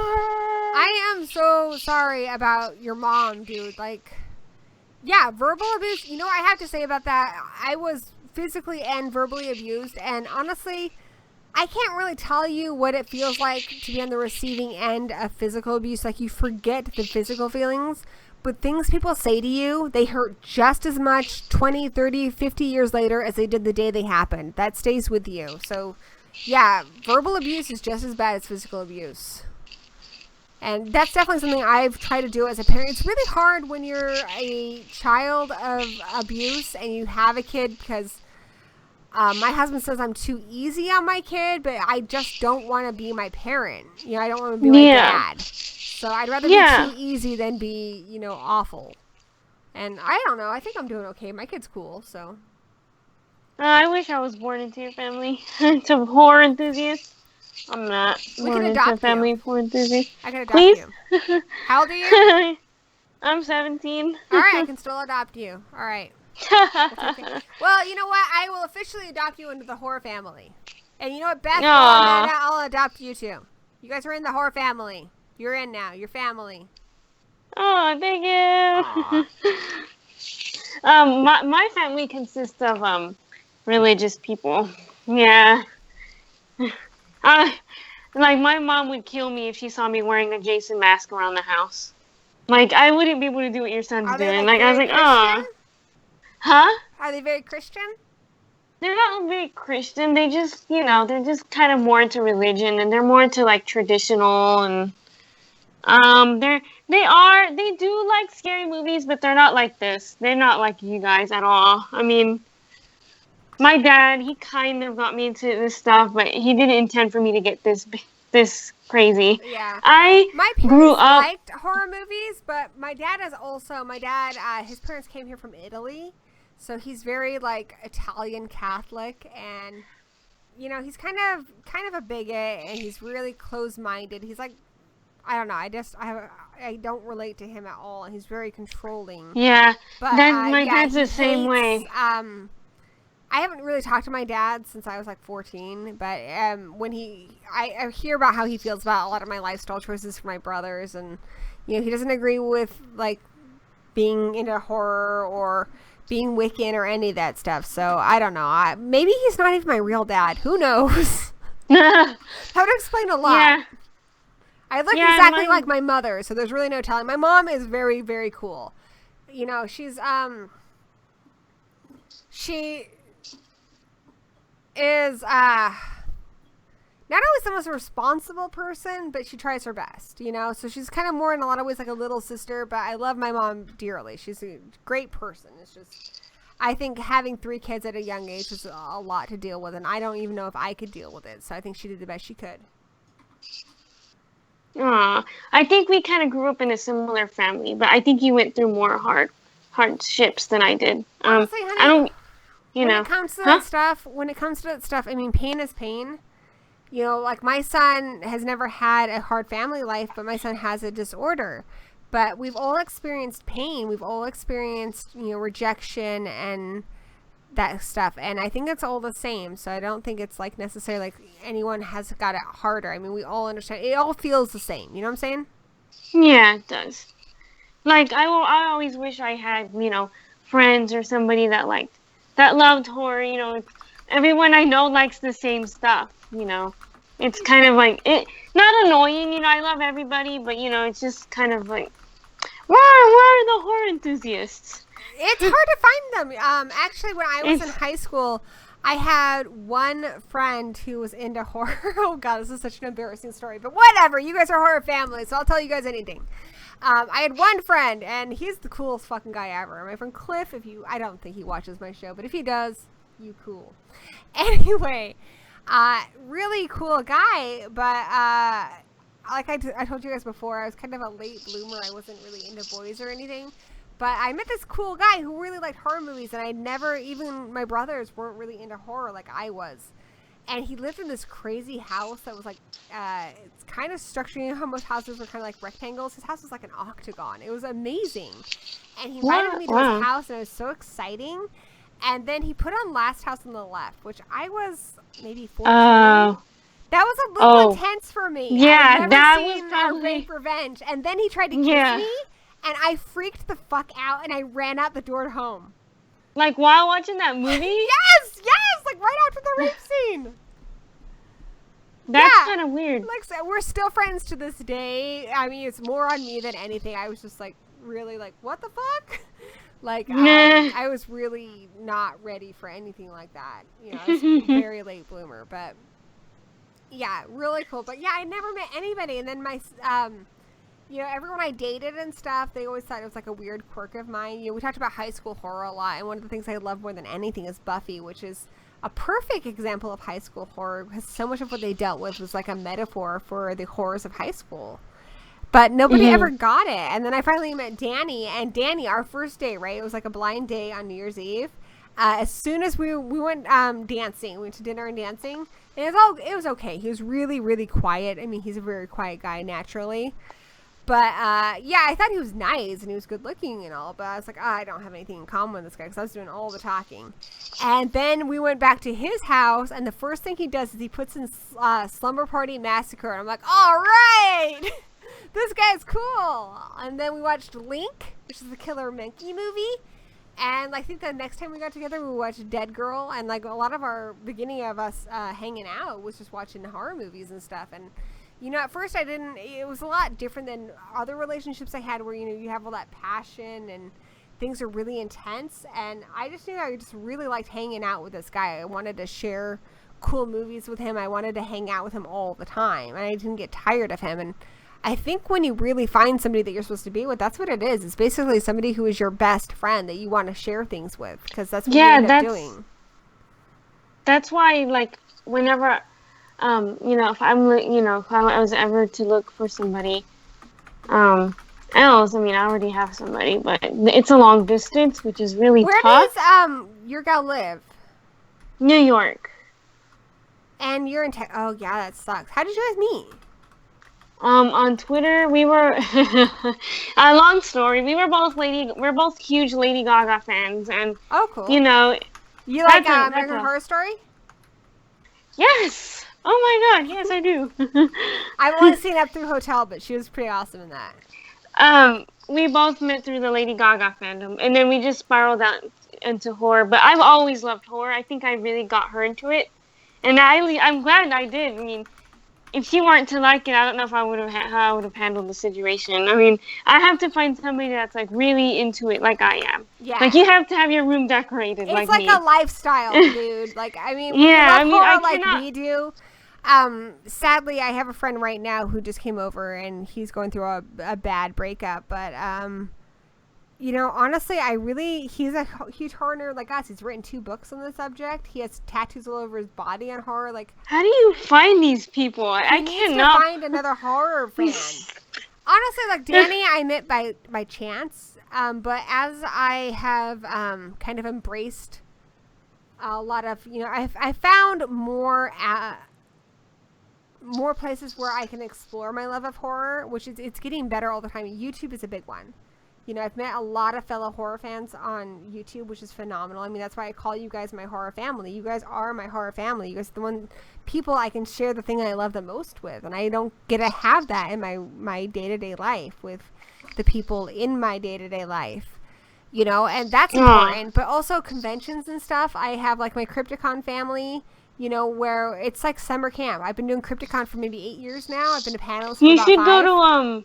You should go to Frightmare. I want to really bad. I'm hoping one of these years I can. Crypticon, I used to go every year, right? And I went enough, and I would go to panels, and they're like, wow, you guys know a lot about horror movies. Do you want to be panelists? And so we've been panelists for like the last, I think 4 or 5 years. And so we have a good in there, and it's close. But, yeah, Texas Frightmare. I haven't ever even been to Texas, but I would love to go.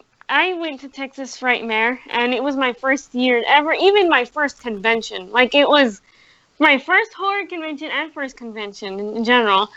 And I was like, oh my God, I was so overwhelmed. I wanted to scream. Like, it was like heaven there to me, because I can't really have that. Like, all these horror enthusiasts, and all these things to buy, all these people to meet. And I was like so...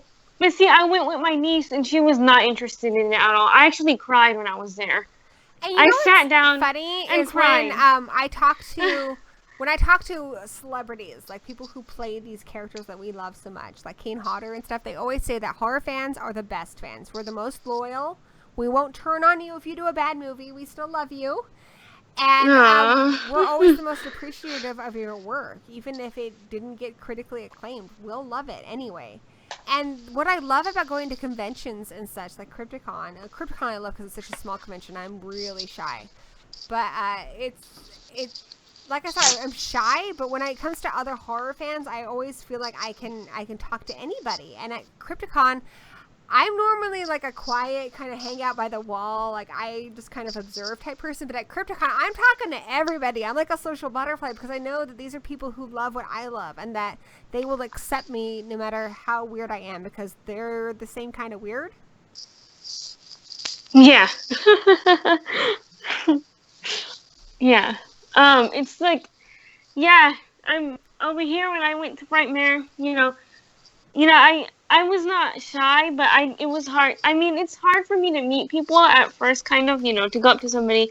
Well, not really. It was just like everybody already had their person. Like, there was somebody, with like their partner, and then they all liked horror and everything. And, I was with my niece, and she looked, everybody was staring at her weird because she didn't even look like somebody that would like horror.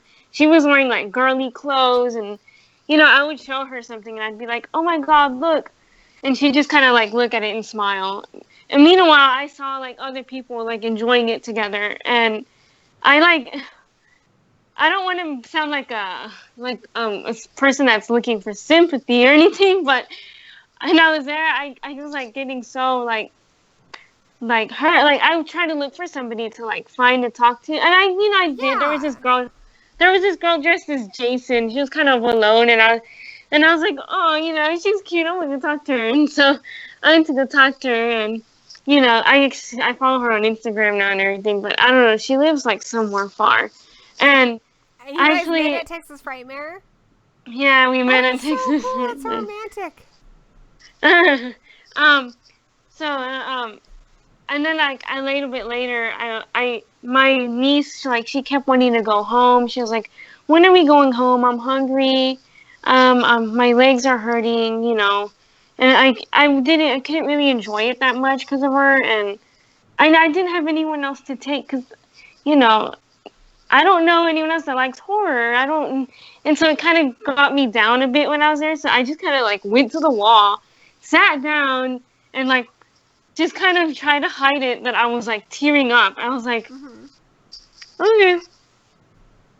Yeah. It's hard. I mean, I think it would be, I haven't had that, because I was lucky enough that I had met Danny when I started going to cons. But yeah, I can imagine to go to some place where they're celebrating the thing you love the most and you have nobody there to share it with. That's gonna be really hard.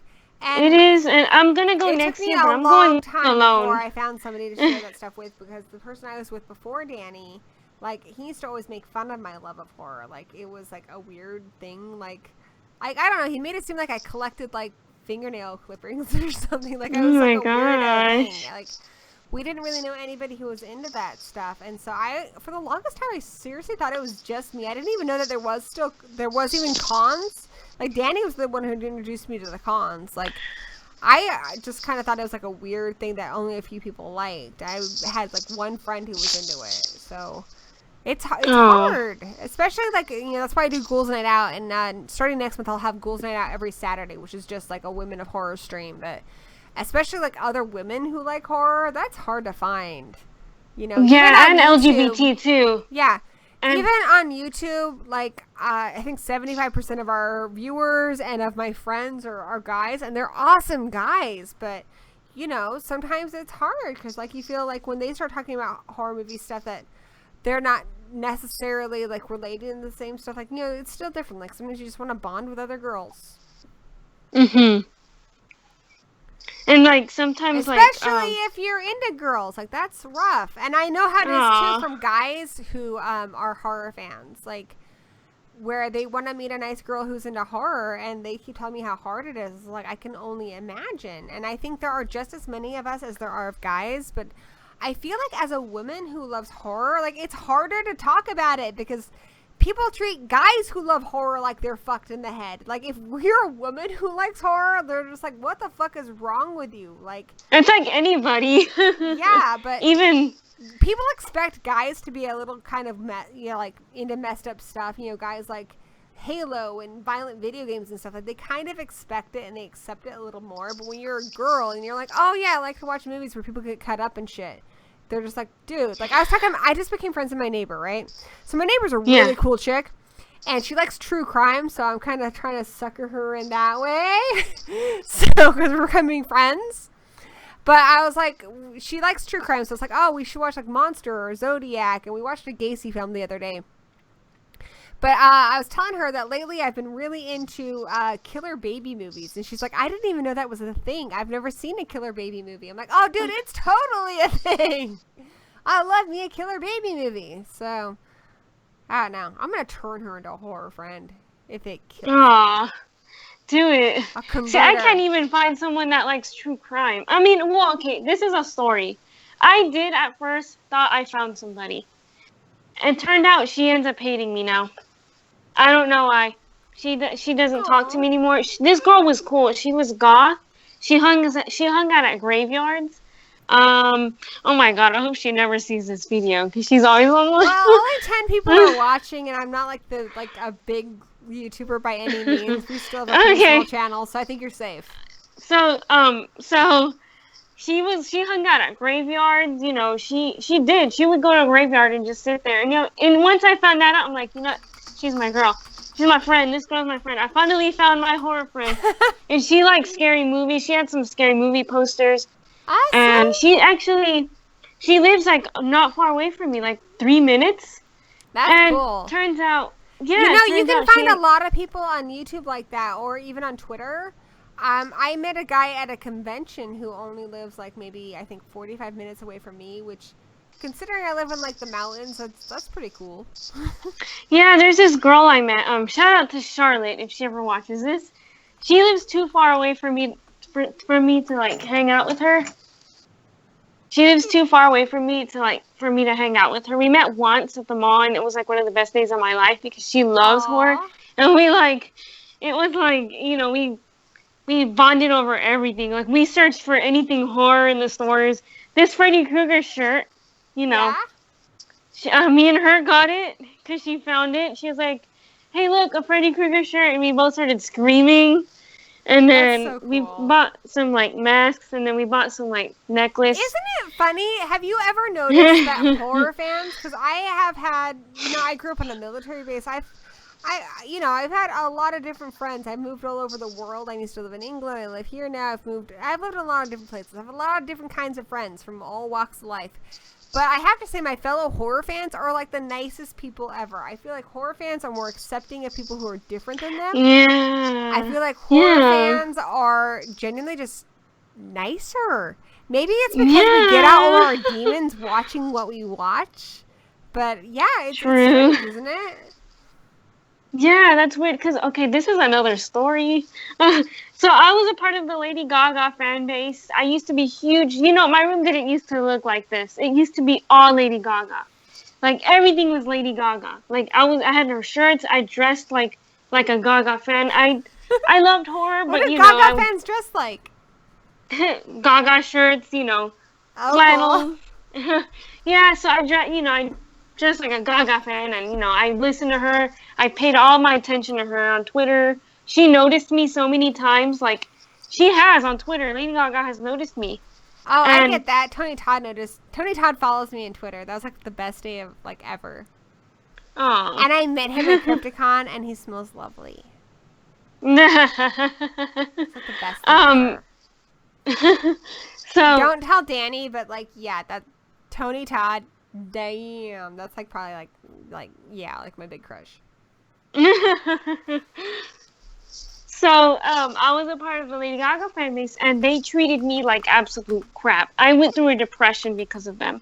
I attempted more than once. I've done terrible things that I'm not proud of, and it was because of that fan base. And I got out of it, and ever since I joined the horror community, I was like, what the heck? This is so different. I actually like it, and you know, I'm not really part of the monster fan base anymore. I still love Gaga. I'm going to her concert in December. I'm going to see her on the floor. But, you know, being on social media with those fans, it's something I don't want to do anymore much. I've had a bad experience, really bad experience. I don't want to explain it on here. It's bullying. I just say bullying. Bullying sucks. Bullying. I think we all understand. So, yeah. Hey, Abbo! Abbo joined us. Slasher. Really? Yeah. We have lots of people in the chat. I am not looking at the chat. Sorry. Where's my phone? They're all nice people, and they seem to like you, so you're in good company. They do? Yep. Oh, wait. Let me see. Fun fact, for Halloween this year, I'm going to be a girl version of Jason Voorhees. You told me that. That's super cool. I need to do, did I tell you I need to play roller derby? Wait, what? I played roller derby. And, roller derby? That was, Gory B Movie was my skater name, and my number was NC17.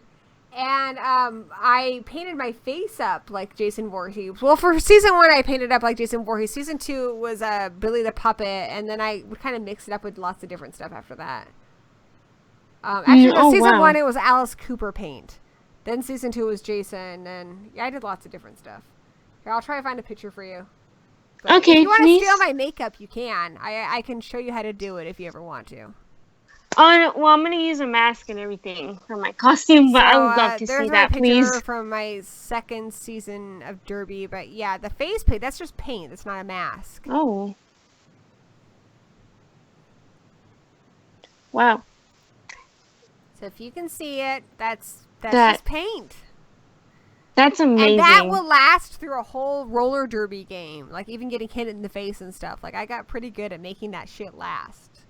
So you just you did. Yeah. I used a lot of theater type makeup, like Ben Nye freeze spray, and a lot of other stuff. I don't know. I could look it all up for you later, but yeah.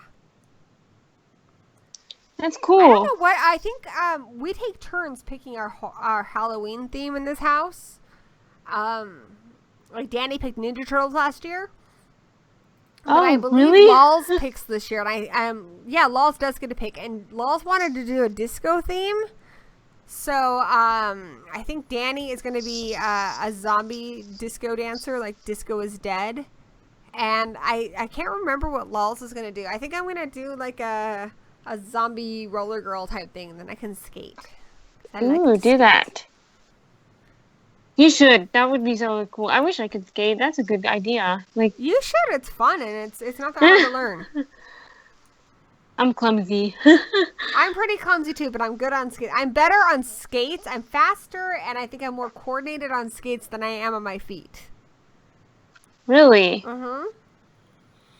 Yeah, Wow. I don't think I could run backwards to save my life, but I can skate backwards like nothing. Wish I could relate. You should try it. I mean, you never know until you try it.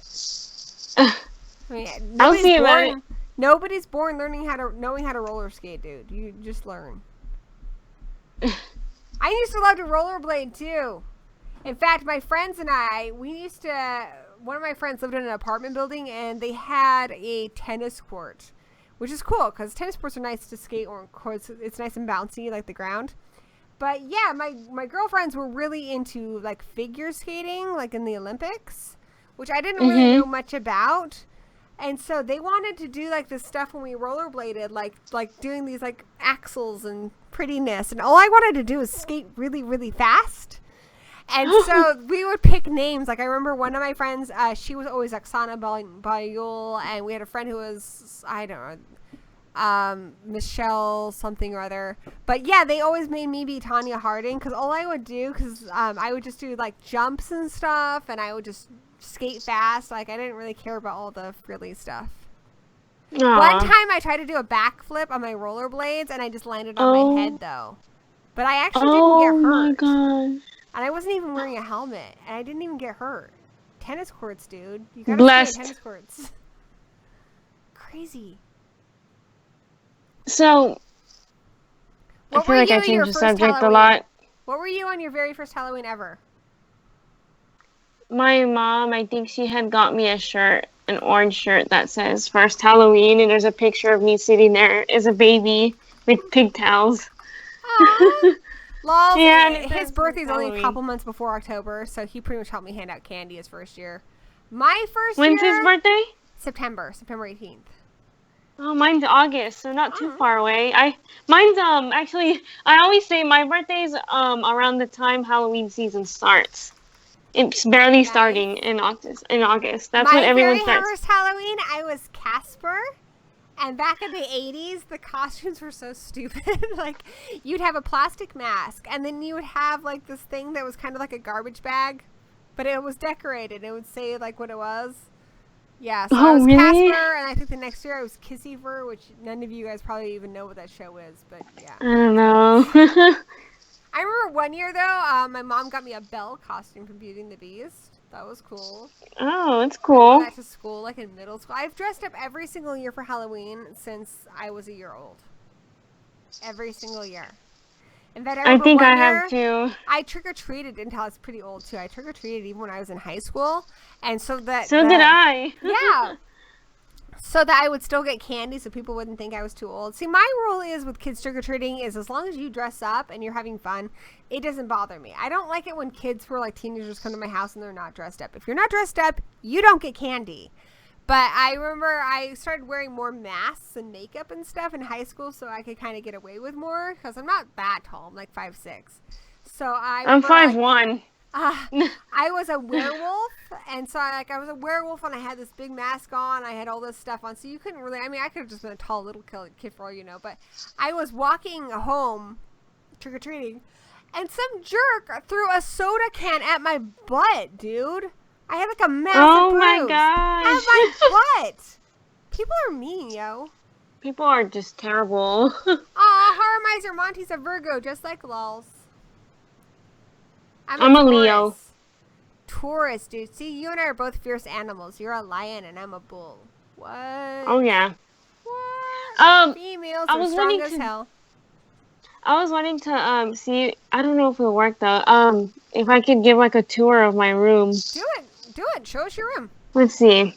So, is it working? Yeah. Can you see? Oh, cool doll. Is that an Annabelle doll? Yes. So it will just start here. That's an Annabelle doll. I got it at a store at Grapevine. Here's my little set here. You know, then we got Chucky. Wow. Oh, that's amazing. All this stuff. Living Dead doll. Texas Chainsaw. Shining poster right there. Oh, cool. Jason. I drew this, actually. Fun fact. I drew that. Oh, wow, you're talented. If you ever want to draw anything for Horror Addicts, I'll toss it on a shirt. Please. I'm always wanting to do something like that. Do something in the horror community. Cool. You know, I drew this too. Jack Skellington. Oh, that's really good. Amityville, one of my all-time favorite horror movies. I got a story about that. Here I got this at Frightmare. Actors from that movie had signed it. They put Passy and all this stuff. Here's my bed. That's cool. Nightmare Before Christmas and Yes. Ouija. Yep, mystifying and adorable. It's a pillow. We got, it's kind of getting dark here. I don't know if I should turn on the light. There you go.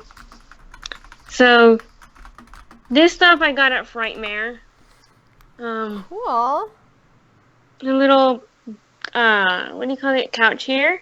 Bat. You know, I got a Jason beach towel because I'm going to a huge water park later. I mean, Nice. like, you know, sometime in July or, you know, whatever. Frankenstein pillow. Michael Myers poster. Bride Frankenstein. Red rum from the Oh my Shining. gosh, I had the same thing on the other side of my door. Really? Yeah, I kid you not. On the outside of this door, it says Red Rum. Oh my god, iconic. That's awesome. Here's me. Oh, hi. Hello. Oh, I'm cute bunny short. dress. No, it's a sweatshirt. I'm just Oh. that short. It fits me like a dress. I drew these. I drew Oh my this goodness. Frankenstein. Guys, look, the kitty came into my room. Kitty! It's Kirby. They're asking in the chat if you have your own YouTube channel. You don't yet, right? No, I don't know if I'm confident enough. I think you should do it. Okay. I don't know. We'll see. You guys can find her at Slasher of Horror. Yes, slasher of horror, and on Instagram it's the same thing.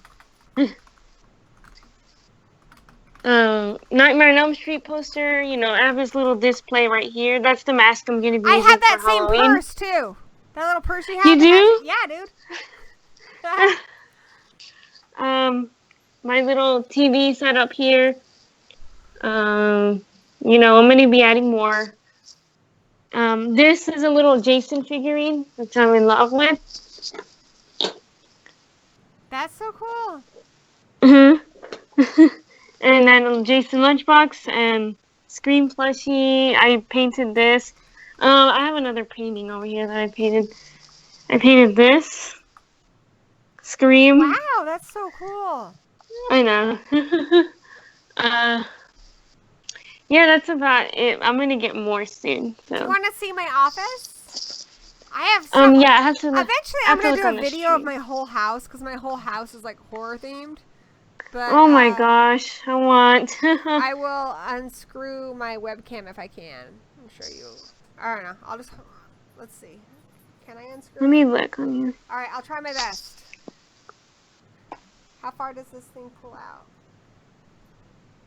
All right, it doesn't go very far. So sorry, you can't see that far, but there are some cool pictures and stuff over here, but I don't think you can see them. Oh my gosh. All right, I love I'll it. eventually post a video of more stuff, but just all the autographs from like people I've met and such. And there's tons of figures. I'll do a video where they're more close up because you can't see them all. Yeah, it's fine. So on the other side of that door is the red rum, and then more stuff here. It's not the Wow. best video because I'm like all over the place. Hey, there's a Jason mask up there signed by Ari Lehman. Lots of weird stuff. And stuff up there. Alright, so that's kind of a bad tour, but I did my best. Someone mentioned in the chat that they wanted recommendations to more horror channels. I'll give you a link to our featured channels. Those are all channels I highly recommend. Because, yeah, the horror family channels, other fellow horror YouTubers. Obviously, Harmiser Monty, who's in the chat now. Bloodbath and Beyond is a good one. The Horror, Count Jacula, the Horror Guru. Hello Horror. She goes and visits lots of actual horror locations. Oh my God, you should get her on here one day. She was supposed to be on one time, and then she had an emergency pop up. So we'll try again. And Horror want to do a thing where she tries to teach me how to do makeup. I think that'd be funny. The Bat Cave is really good. I mean, okay, I'm gonna give you guys a link in the chat of the ones that are featured on our channel because they're great. Oh my, there's this other girl. Her name's like. You're featured. Actually, Zen Coco, I don't think I have you featured, but you should be. Her name is Cecilia. Do you know who that is? Who? I'm gonna look up Zen Coco right now and add him. Do you know this girl? Her name's like Cecilia. I don't think so. She's kind of I don't know. She doesn't do YouTube videos that much anymore, but she was a horror YouTuber. And yeah, there's another one named like. I'm always trying to find more female horror YouTubers to invite onto Ghouls Night Out. Oh, I know this one. I don't know if you know her. She's like into Scream. Yeah. Carnage or something. I have to look her up. Let me see. Oh my God, also... freaking YouTube. Do you ever have YouTube unsubscribe you from people? Yes. Like where you look at channels that you know you're subscribed to and you're not. For some reason, I'm not subscribed to Zancoco Tenchi, which is ridiculous because I know I didn't unsubscribe. Screw you, YouTube. That bowl honky right there. That bowl honk. Alright, I'm adding him now. Alright, so there's why you were not added before. It's because apparently YouTube thought that I needed to be unsubscribed from you. And YouTube messed up. That's not cool. What's that? Oh, I like your Misfits phone. Oh, thank you. That's cool. I love the Misfits. What's your favorite Misfits song?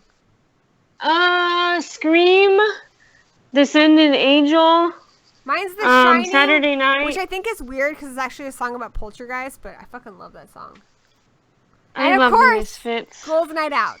I love Ghouls Night Out. I have a thing to say. I actually met Doyle. You did?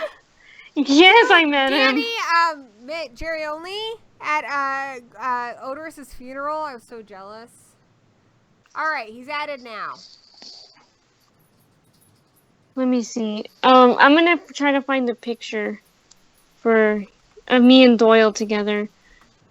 Oh, it's long ways down here. I don't know how I'm gonna find it. I'll find it though. It's gonna be long ways on my Twitter. Actually, I don't have to look at my Twitter. Let me go to Instagram. Also, I'm gonna be featured in a short horror film from my friend. Film? It's my friend. He's like from school. He kind of likes some horror, but he's not intensely into it like we are. Yeah. But he likes to he wants to become something in the film industry. Oh, your camera shut off on us. I know. And he's doing a short horror film called Saturday Night, actually. Oh, awesome. And I think I'm a supporting character, and it's about this guy. What happens? He has this voice that's like telling him like all these things, and it's kind of hard to explain. You have to like watch it. I'll have you watch it if you want to watch it. Absolutely. When it comes out. Here's me and Doyle, and then I'm gonna send it in the Skype chat so you can put it on there for them to see. I don't want my camera to be on anymore. I'm sorry. I'm looking for the picture. I sent it in the Skype chat. Oh my god, that is so cool. Dude. That's at Frightmare, actually. He was at Frightmare? Yeah, he was at Frightmare. That is so awesome. Actually, I did meet a lot of horror kind of like actors and stuff. I met Chris Sarandon, the guy who played Jack Skellington. I love him. Oh, Chris Sarandon from Fright Night? Oh. Yes, him. And he was also in Child's Play too, right? Yeah, he was the cop in Child's Play. Yep. That is so cool. I adore him so much. You know what I drives me didn't nuts get- at CryptoCon this year? You know who was supposed to be there was George Romero, and he had to cancel for health reasons. And Oh, he so actually went to mine. he did. He actually passed away like last week. Oh wait, George Romero? Oh no, I'm thinking of something else. Never mind. I so was getting sad. mixed up. I'm sorry. I know who you're talking about now. The Father one of that did the zombie Zombies. movies? Yeah. Yeah. Sorry, I was getting mixed up. I was so thinking sad. about another character or But something. we did meet a lot of cool people. I also met, well, with Chris Sarandon, I didn't have money to get his autograph or anything, but he was just standing right there, and I went up to him. I'm like, can I just have a hug? And he's like, sure, and he gave me, like, this huge hug. Oh, that's so sweet. And then he's like, what's your name? I mean, I told him my name, and then I'm like, you play, like, one of the best characters of all time. I was mainly adoring him over his Jack Skellington role. That is so cool. I can't, no, and I also met Oogie Boogie, the guy that played... And I also met, Deborah Voorhees, the one that, played, I think, was it Debbie? In, Friday the 13th, Part 5. That one scene where, Jason gouges out her eyes after they were, like, having sex in the forest. I met her. I also met, oh man, I'm not good with characters' names, so don't judge me, guys. The guy with the glasses in Friday the 13th, Part 5. Okay. I met him, and there was another person that I had met that was in Part 5, too. I'm basically all the Part 5, like, not all of them, but most of the Part 5 actors were in there at Frightmare. I met, who else? I was close to Norman Bates, Freddie and Highmore. Wow. He was standing just feet away from me. That's so cool. Like steps. My son got to meet Matthew Lillard, who's Shaggy. Really? Yeah, that's like his hero because he's a big Scooby-Doo fan, and he was so nice to him. It was awesome. I met the other guy that played one of the what did he play? He was in American Horror Story part, the freak show part. He was one of the freaks. Which one? I don't know who it was. I don't know his name or anything. Cool. Also met two of the main actresses from Suspiria, or however we say that. Did you know they were remaking Suspiria? Yeah. How do you feel about that? I don't know. I have to see it. I don't like to judge before. I don't like to judge quick. Slasher, do you want to keep talking for a bit longer, or are you done? I don't really care. Okay, I need to go get another beer. So do you mind if we take a break? Sure, we can take a break and, we could, like, Skype or something. I'm trying to get my Skype back so I can hang up. Alright, guys in the chat, we're going to take a quick, 5-minute break while I go run to the little ghouls room and grab another beer. But we will be right back. And if any of you in the chat want to join us, just leave your Skype info in the chat, and we'll try to add you when I get back. Okay, see you in a bit.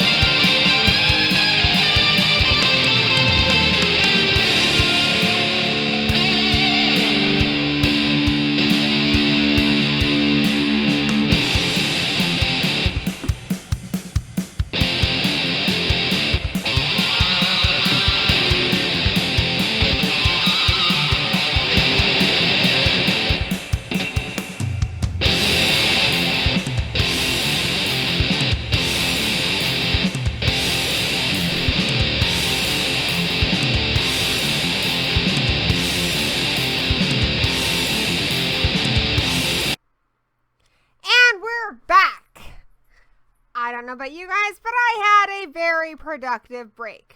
Ate Chinese food, and I got more beer. Yay for beer. All right, what did I miss while I was gone? Hey, Horror Miser Monty. Hey, Slasher, are you still here? I don't know where she is. Let me go see. Oh, she left.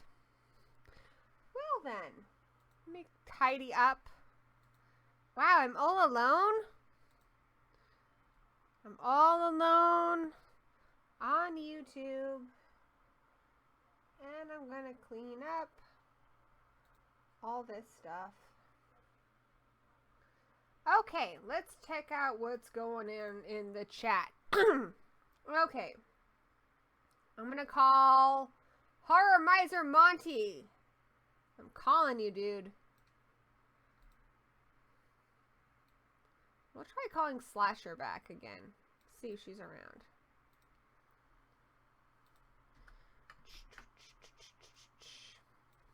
You guys are watching me make calls. It's probably not all that interesting. But for that, I apologize. But we're going to call Monty, and it's going to be awesome. Alright.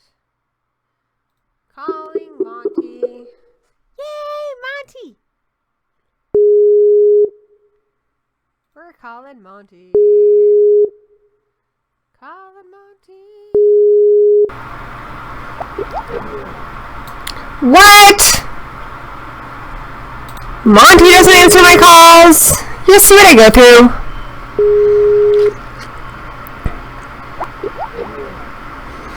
Well, at least Mr. Shadow's still here, so I'm not all alone. Let's see if Slasher's still around.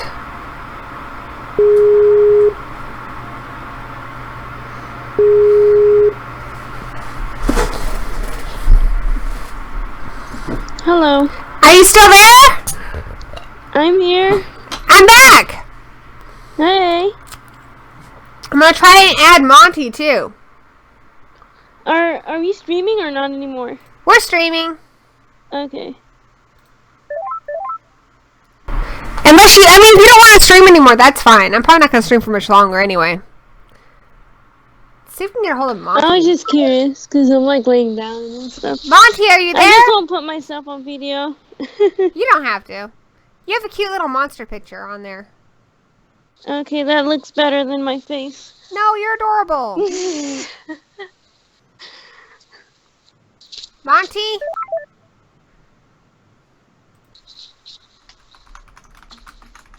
I don't know how long I'm gonna be on here though. I'm probably not gonna be for much longer either, just because it's crazy hot in here, and I probably should go walk my dog in a bit. But I was like, hey, let's see what these guys are doing on the gory hole.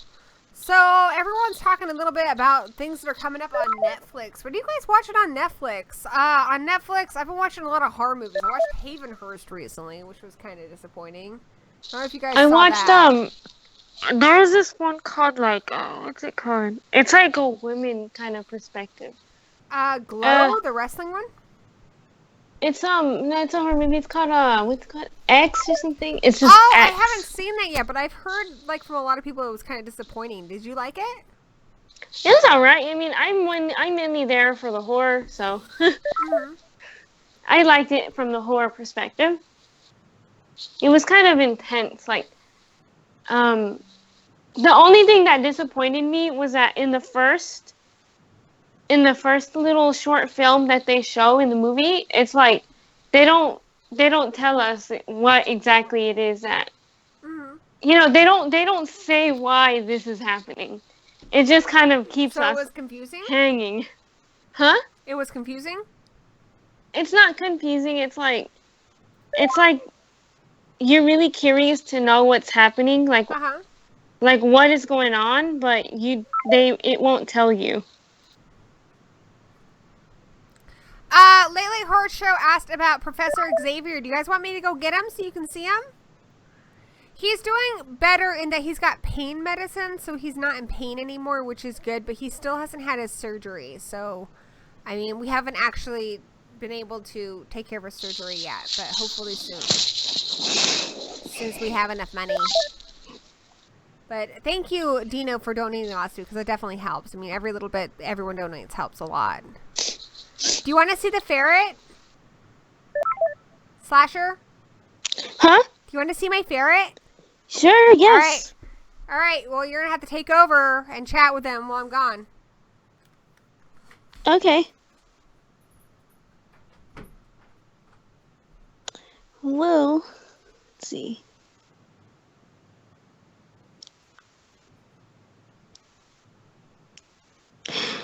Ew, I heard my voice.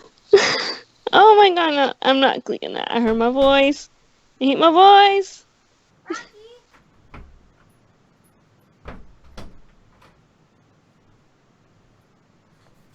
Okay. You guys came for the horror, but you'll stay for the cute ferret. Alright, where is he? Hey buddy, are you awake? Can I take you out of your octopus? He's in his octopus right now. Buddy! Xavier! Professor Xavier! He'll pop out eventually. There's his tail! He's so cute! Beth in the chat wants to know what your favorite horror movie is right now. Me? Yes. Oh goodness. What is it? I don't know. Okay, well, right now. Well, yeah, well, okay, I'll just say it. Friday the 13th is my all-time favorite right now. Yeah? Yeah. Friday the 13th, of course, Jason. I cannot let Jason go.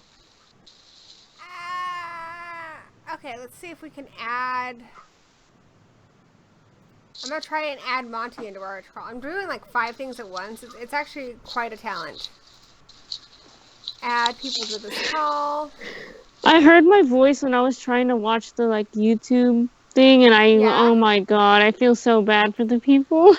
Oh, nobody likes their voice. All right, guys, so here is Professor Xavier. He's so cute. He's a little teddy bear. He has a degree in ferreting. It's the truth. All right. Can you hear me, Corey? Monty, is that you? That's me. Hey! Hey, finally good to talk to you. Yeah. Do you have camera on, or is it just your voice? Give me a second here. I got a camera on. I'm on my phone right now. Just give me a second. Don't worry about it. I mean, if you want to just use your voice, that's fine too. But if you have a camera, then I'll put it on the stream. Hey guys, it's Monty. Now he's on the stream. And look, here's Professor Xavier. So I bring you Monty, Professor Xavier, and Slasher. What's going on, Slasher? Hey. Oh. Hey, Nothing much. I'm just here in my room. Yeah, I'm sitting. It's hot. It's crazy hot in the past few days here in Philly. I live. I'm like 3,000 miles away, Gory B, so it's been super hot. It's so I'm hot just sitting here, next to dude. me. I have the AC on, and it's still like freaking. God, I swear it's like over 100 degrees here. It's insane. Hey, Ben Ford, what's happening? Is Monty a ferret too? I don't know. Monty, are you a ferret? Oh, last I looked, no, I'm not a ferret. Oh, well, that's too bad. I wish I was a ferret. Have you seen Xavier?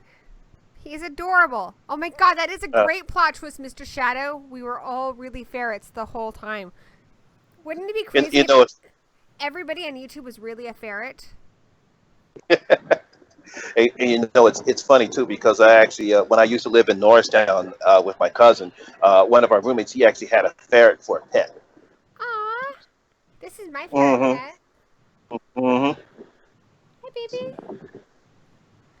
He's probably just gonna chill out though, because he doesn't have a lot of energy lately, because he's not feeling well. So this is what he does lately. He just kind of sleeps. Sweet boy. I gotta go because my parents got home, and they're the type to like charge in my room and like Xavier's tumor. It's ucky. And say embarrassing stuff. So I'm sorry. So they're basically just like me, as a parent. Kind of. I mean, I would rather have you charge in my room than them. I mean, I'd probably make you watch all the Sauron movies or something. Yeah, I mean, I'd rather have you. Well, you are in the horror family now. So. Oh, That's right. You're now part of the horror fam. So welcome to the fam. Yeah. That's your horror uncle, Monty. Hello. Hey, I got plenty of nieces with my wife's sister's children, and I have my own two nieces as well. So I'm known as the #1 uncle. Oh, nice. Aww. All right, well, Slasher, thank you so much for joining us. Everyone in the chat, remember that you can find her on Twitter and Instagram at Slasher of Horror. So definitely check her out. Really cool new friend of mine who loves horror. Lovely talking to you, and thank you for joining me today. Of course. I mean, if you want to invite me on another stream, you're welcome. I just got to work out my thing with we'll figure it out. Yep, with work, you know. All right. All right. Bye. Bye. Bye, Slasher. All right, so we don't have Slasher, but we do have Monty. Yo, what's up? We have a ferret. So, what pressing issues of horror? Do you want to talk about high school horror? I mean, you're not a high school student. I don't. Oh God. Oh. No. Oh no. Oh no. Uh-oh. Oh. It's okay, Xavier. Xavier just peed on me. Ooh. Oh. Well, that sucked a lot. I think I'm going to start with some hand sanitizer. Oh, God. How do you have that much pee? You're such a small animal. Oh. Well, they definitely pee a lot. See, that's the test of love. Like when another being pees on you or vomits on you and you still love them, that's love. Like my son, I cannot tell you how many times he's vomited on me, but God, I still love that kid. Okay, so, Monty, would you like to talk to them or should I take a break while I go change pants? Yeah, go ahead and change. I got this. You got this? All right, man. I trust you. This. I trust you.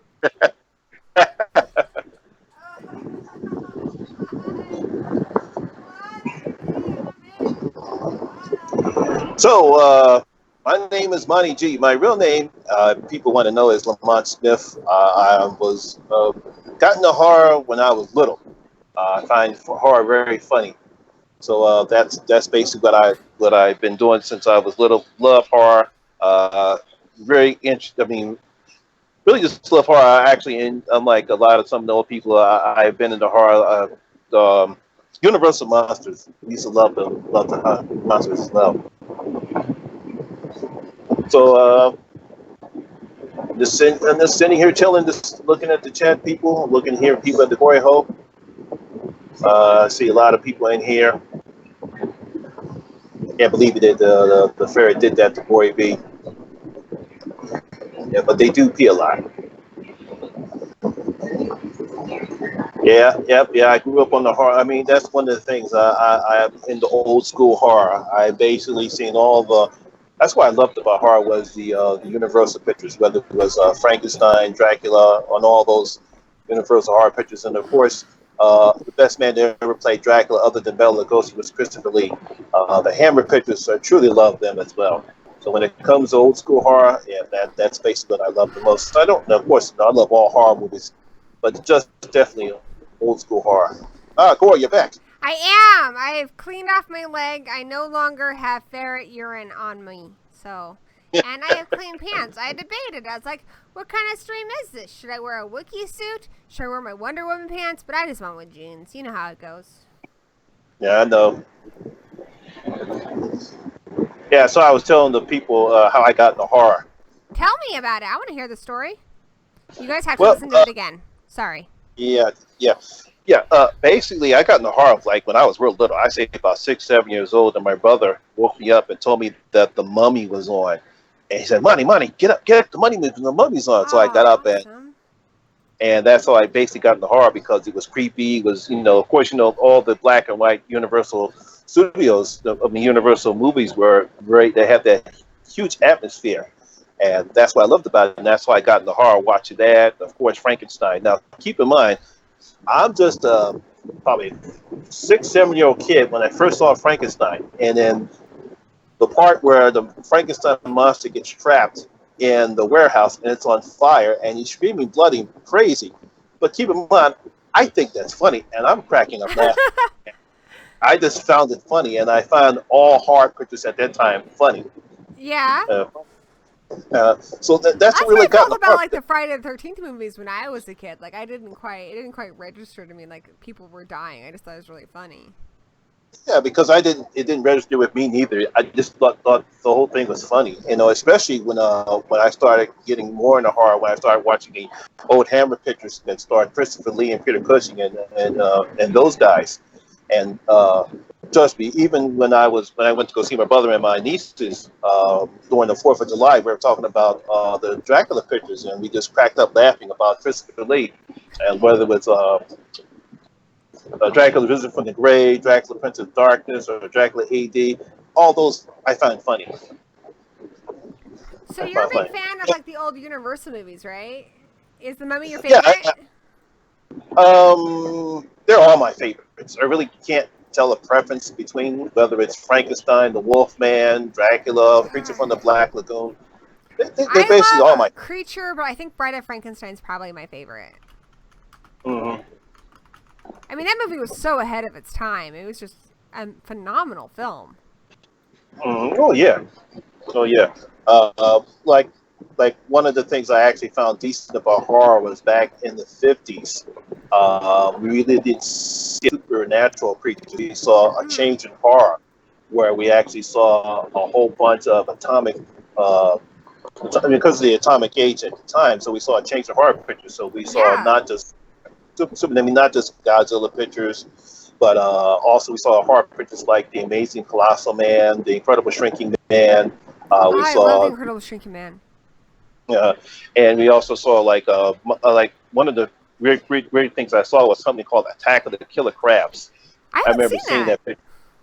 Yeah, there was a lot of those though, where it was like a product of the times, where there were so many movies about creatures that were created by radiation from like missile testing or bombs or whatnot, like Gojira and yeah, because in Philly we had this guy called Dr. Shock. I'm pretty sure people who lived on the East Coast know this Dr. Shock. It was Dr. Shock's Creature Double Feature, and basically he showed a whole bunch of creatures at night, and the next thing you know, it's like seeing all these creatures, whether with Attack of the Killer Crabs, I think it was Attack of the Praying Mantis, the Giant Gila Monster, all that stuff right there. That was very funny. I really enjoyed that. Awesome. Do you like a lot of horror comedies? Not horror comedies. I mean, I did like Shaun of the Dead. That's a good one. I actually I just saw Cooties. I thought Cooties was funny. Cooties was alright. I expected more from it, I think, than I got, but it was alright. It was a little darker than I expected it would be. Yeah. Oh my god, that chicken nugget scene! Did you I thought I was gonna Ralph, dude. That was gross. Trust me, for a guy that saw the Green Inferno, and that didn't bother me much. Seeing that, it's like, ooh, man. I could eat a raw steak while watching Green Inferno, but I think I was like swearing off food for like a good, well, come on, I eat all the time. A good 2 hours maybe, which is a lot for me. Good night, Beth. Like Zankano, I think that's how you pronounce his name. Looks like he's I think he's saying good night to Beth, but I'm not sure.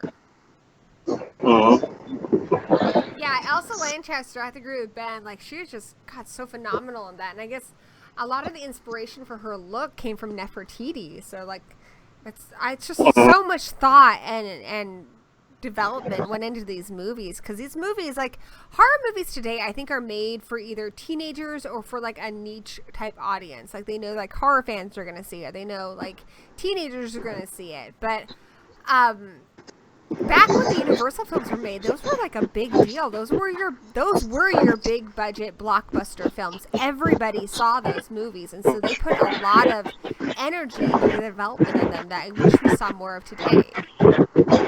Mm-hmm. Yeah, and see, that's one of the problems I have with horror movies today. When you take a look at the Bye-Bye Man, it's so disappointing because they think that only teenagers are going to see this picture, so they chop it up and they go for the rated PG-13. And here I am watching the movie, and the guy shoots the guy right in takes a shotgun and shoots the woman, and there's no blood. I'm like, that's not realistic at all. It's like, come on now, you know you're gonna get your face blown off. You can do PG-13 sometimes, and it works. Like The Ring, honestly, that movie is one of the most terrifying movies I've ever seen, and it's PG-13, and it works. I think with paranormal movies, you can. But you cannot do a movie where there's visceral violence, like in The Bye-Bye Man, and do a PG-13 rating. You just can't. It doesn't work. Yeah, kids can't do that. And it's the same in some of these movies. I'm probably one of the few people that actually like the original Ouija. Because even though it's full of cliches, it's full of stupid ass jump scares, but I still actually enjoyed it because I actually enjoyed the characters. That's the only reason why I didn't like it. But it was another one of these PG-13 craps because they do these stupid jump scares and and they cut some of the good stuff out. And it's like, come on, that's not real hard to me. God, Mr. Shadow mentioned in the chat World War Z. That is definitely another one that did not. You can't make a zombie film PG-13, people. Like, it doesn't work. It's people eating people. There needs to be blood and gore and intestines and strings of people-y stuff. Like, no. I know. Day of the Dead, dude. Like, that's what I want in my zombie movies. I want to see a guy ripped out by like 10 zombies at once. That's what I want. It's interesting. What do you prefer? You prefer the George A. Romero zombies, or you prefer the running zombies like Snack Snyder did in the remake? It's different things I like. I love the social commentary in Romero's films. I think he does an amazing job with the social commentary. And I love how when you look at his zombies, you can kind of see who they were when they were alive. Like, that guy was a janitor, or that woman, obviously was like a nurse, or, a doctor, or, you see, he kept a lot of their personalities, and he tries to show that in the way they're dressed and such, You can tell that somebody, like, some of them are naked, or they're in their bed clothes. Like, you can tell they were asleep when they turned, because his just come from the dead. However, I have to say, as far as what's scarier, the running zombies scare the fuck out of me. Like in Zack Snyder's remake of Dawn of the Dead, that movie scared the flying shit out of me. If I had, just anybody running at me for no reason, just picture it. You're walking home in the middle of the night, you're walking your dog, what have you, and what's scarier? A guy shambling towards you? Like, if a guy's shambling towards you, you're going to kind of look at him and be like, what's that guy's deal? Is he drunk? What's wrong with him? If a guy for no reason starts running towards you, that's going to scare the fuck out of you, and you're going to turn around and run. So I have to say the running ones are scarier. Yeah, that's why I liked so much about Dawn of the Dead, the remake, because you had the running zombies, and that made it even more visceral. It made it more intense. The fact that you had to run, and they were running just as fast as you, and you also have to keep in mind that they don't get tired. Yeah, that's the thing. I think about how long can you run before you need to take a break, like, and can you outrun a zombie? They may not be as fast as you, but they've got stamina for days. Zombies don't get tired, so ugh.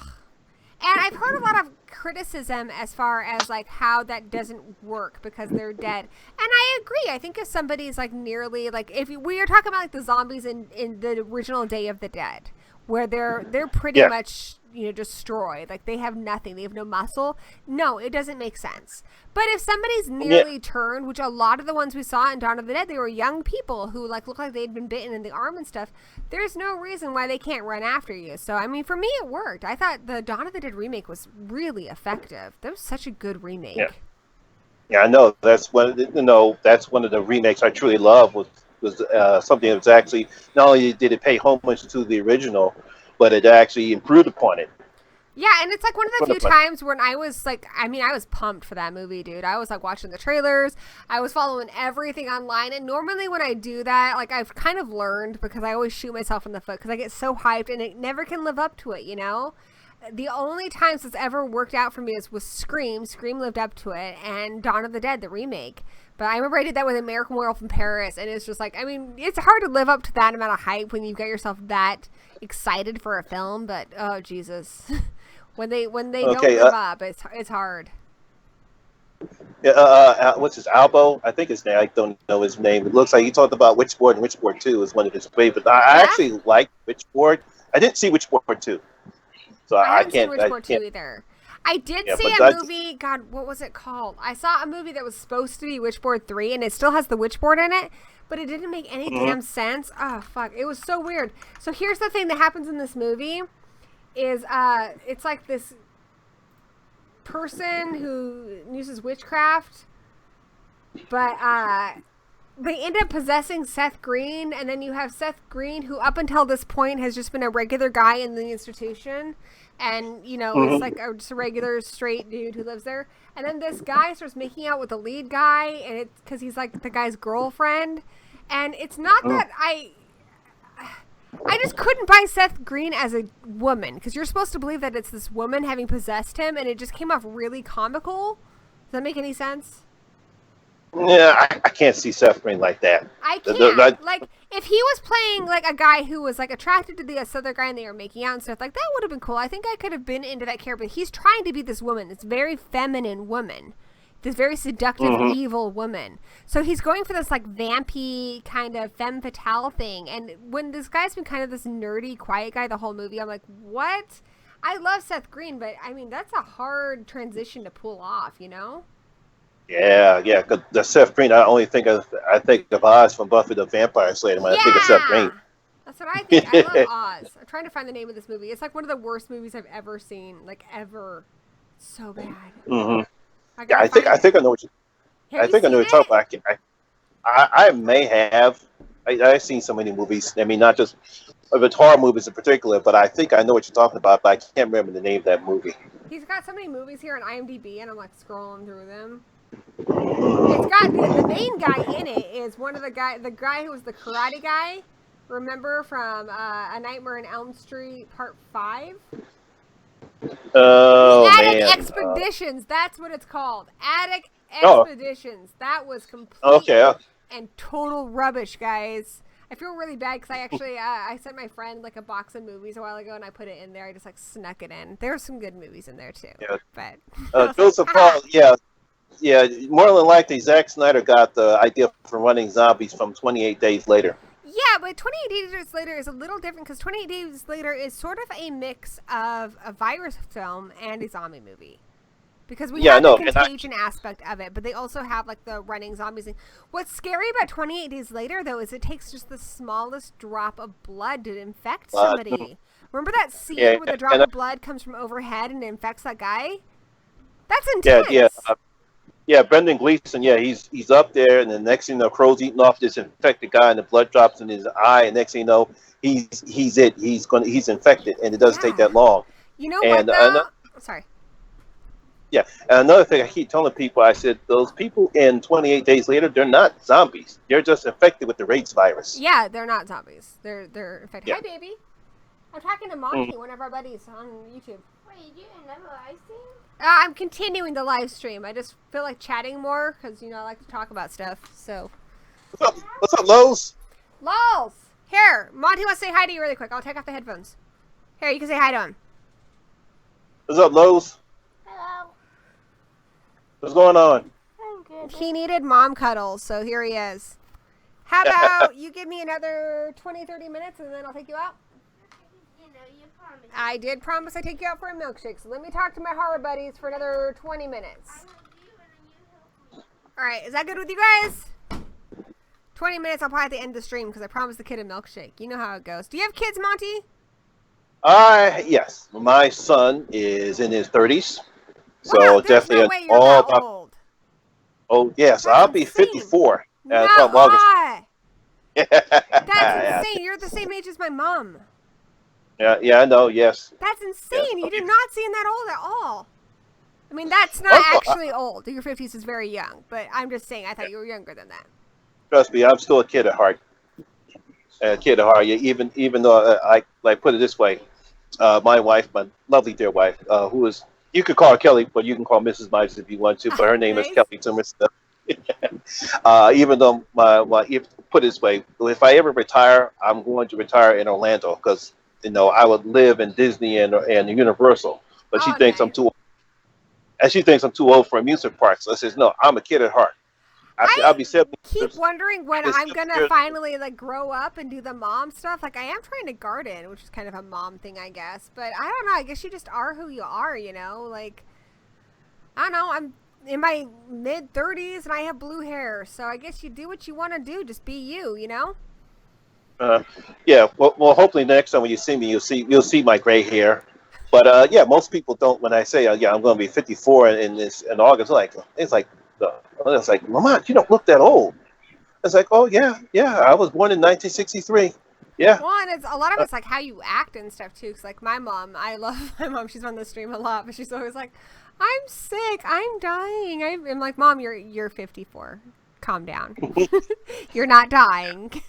You're not dying. No, we just get better as we get age. Exactly. Like I said, I'm still a kid at heart. Hey, Ben's 53. See, 50 See, ain't Ben? that old, dude. A lot of great horror legends are much older than that. Look at, Stanley. Stanley's in his freaking 90s, and that man is a busy guy. So you're as old as you feel you are. Yep.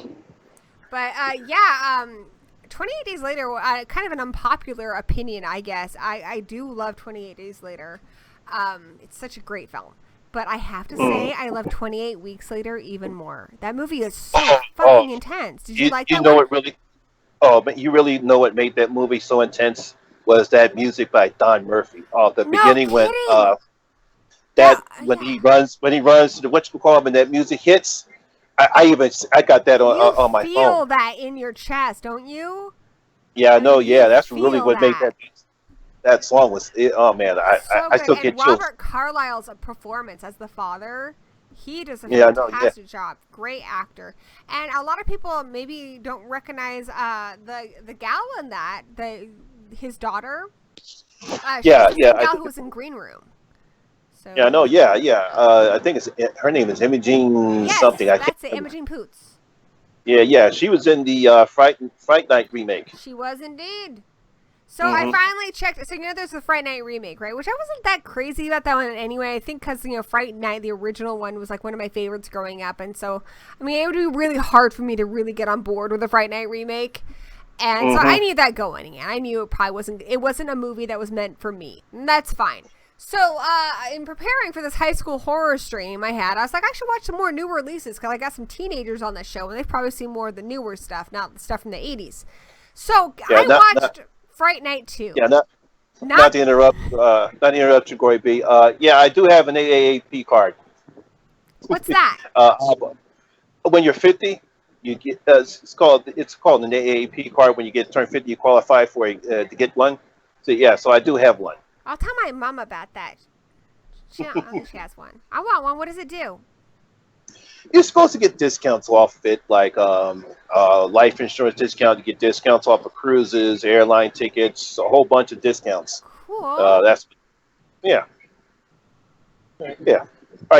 Go back. Yeah, go back to what we were talking about. Oh, balls. I got distracted by the card.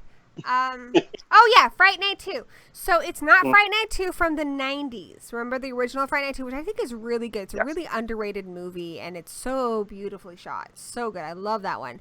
But no, it's this new shitty one. And here's the thing. It's not even a sequel. I watched it. It stars a brand new cast as Charlie Brewster and Evil Ed, and they go to Rome, I believe, and their teacher is this professor, Jerry Dandridge, but she's a woman.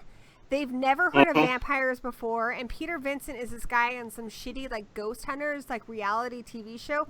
I was like, what the fuck? We had a reboot in, 2011? 2 years later? Yeah. And they know it's a reboot, and they know it's bullshit, so they call it Fright Night Part 2. And you know what? Honestly, I feel like it might have been a spec script, because there's some stuff in there, the stuff about Elizabeth Bathory that's kind of interesting, but all the stuff that's supposed to connect it to Fright Night was complete and total shit. It was rubbish. So, guys, don't check that one out. Yes, Mr. Shadow, it's the one with the lady vampire. It was bad, dude. It was just bad.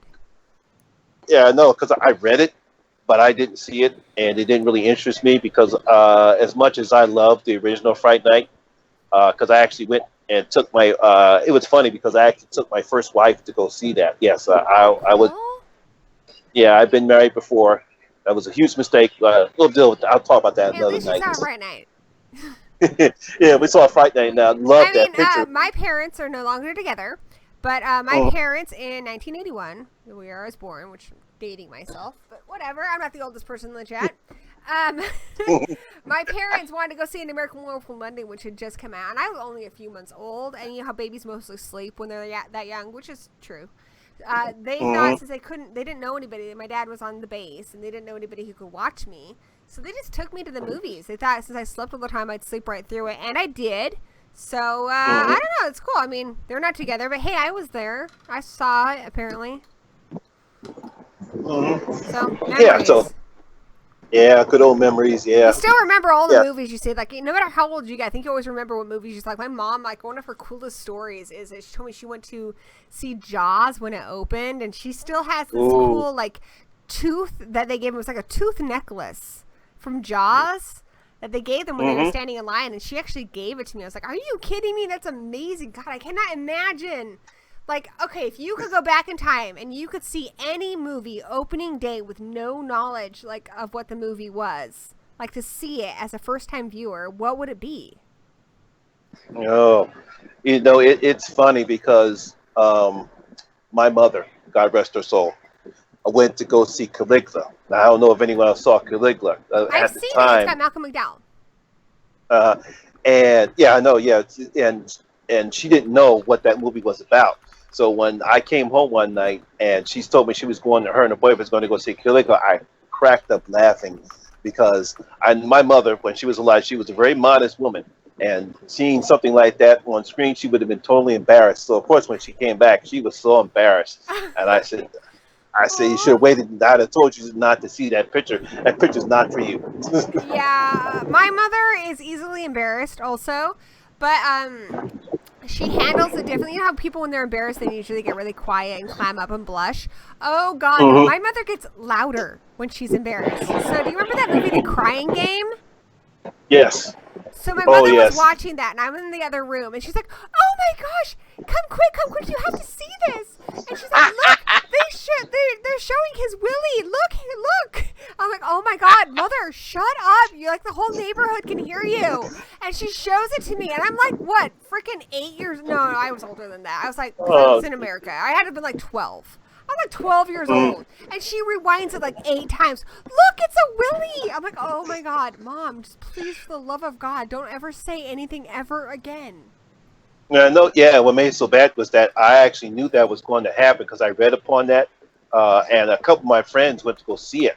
And of course, you know, they came out, they were like truly shocked. And I said, I told you not to see that picture because, you know, it's not that they were homophobes or anything like that, but they did not know that the dude was an actual dude. Yeah, I think he was the first transgender person to play in a role like that. That's awesome. I wonder. Yeah, I can't remember the guy's name. But she was good at it. But of course, you know, she was in Stargate. Yeah. Yeah, I can't remember the actor's name, but yeah, he was also in Stargate as Raw. As Raw, yeah. Because I mean, honestly, up until that part in the movie, it's like, dude, like, that was a good-looking lady. So, like, you had no idea what was coming. So, nope. Movie. So, we talked a lot earlier about high school horror and the movies that exemplified our high school horror experience. And being that you went to high school in a different time than me, like, you know, I was kind of talking to the young kids and their movies. And my movie was The Craft because I was in high school in the 90s. So, what was your high school movie? What movie kind of was the movie you related to that truly kind of captured your high school experience? I actually had a different high school experience, so unfortunately, I'm sorry that you and Slasher had to go through all that crazy stuff. I was very liked. That's awesome. I got along. Yeah, I'm happy for you. I don't like hearing about like people having hard times. Because my wife will tell you I'm probably one of the most well-mannered men that she's ever met, and even then, I got along with everybody. I really didn't have a tough time going to high school.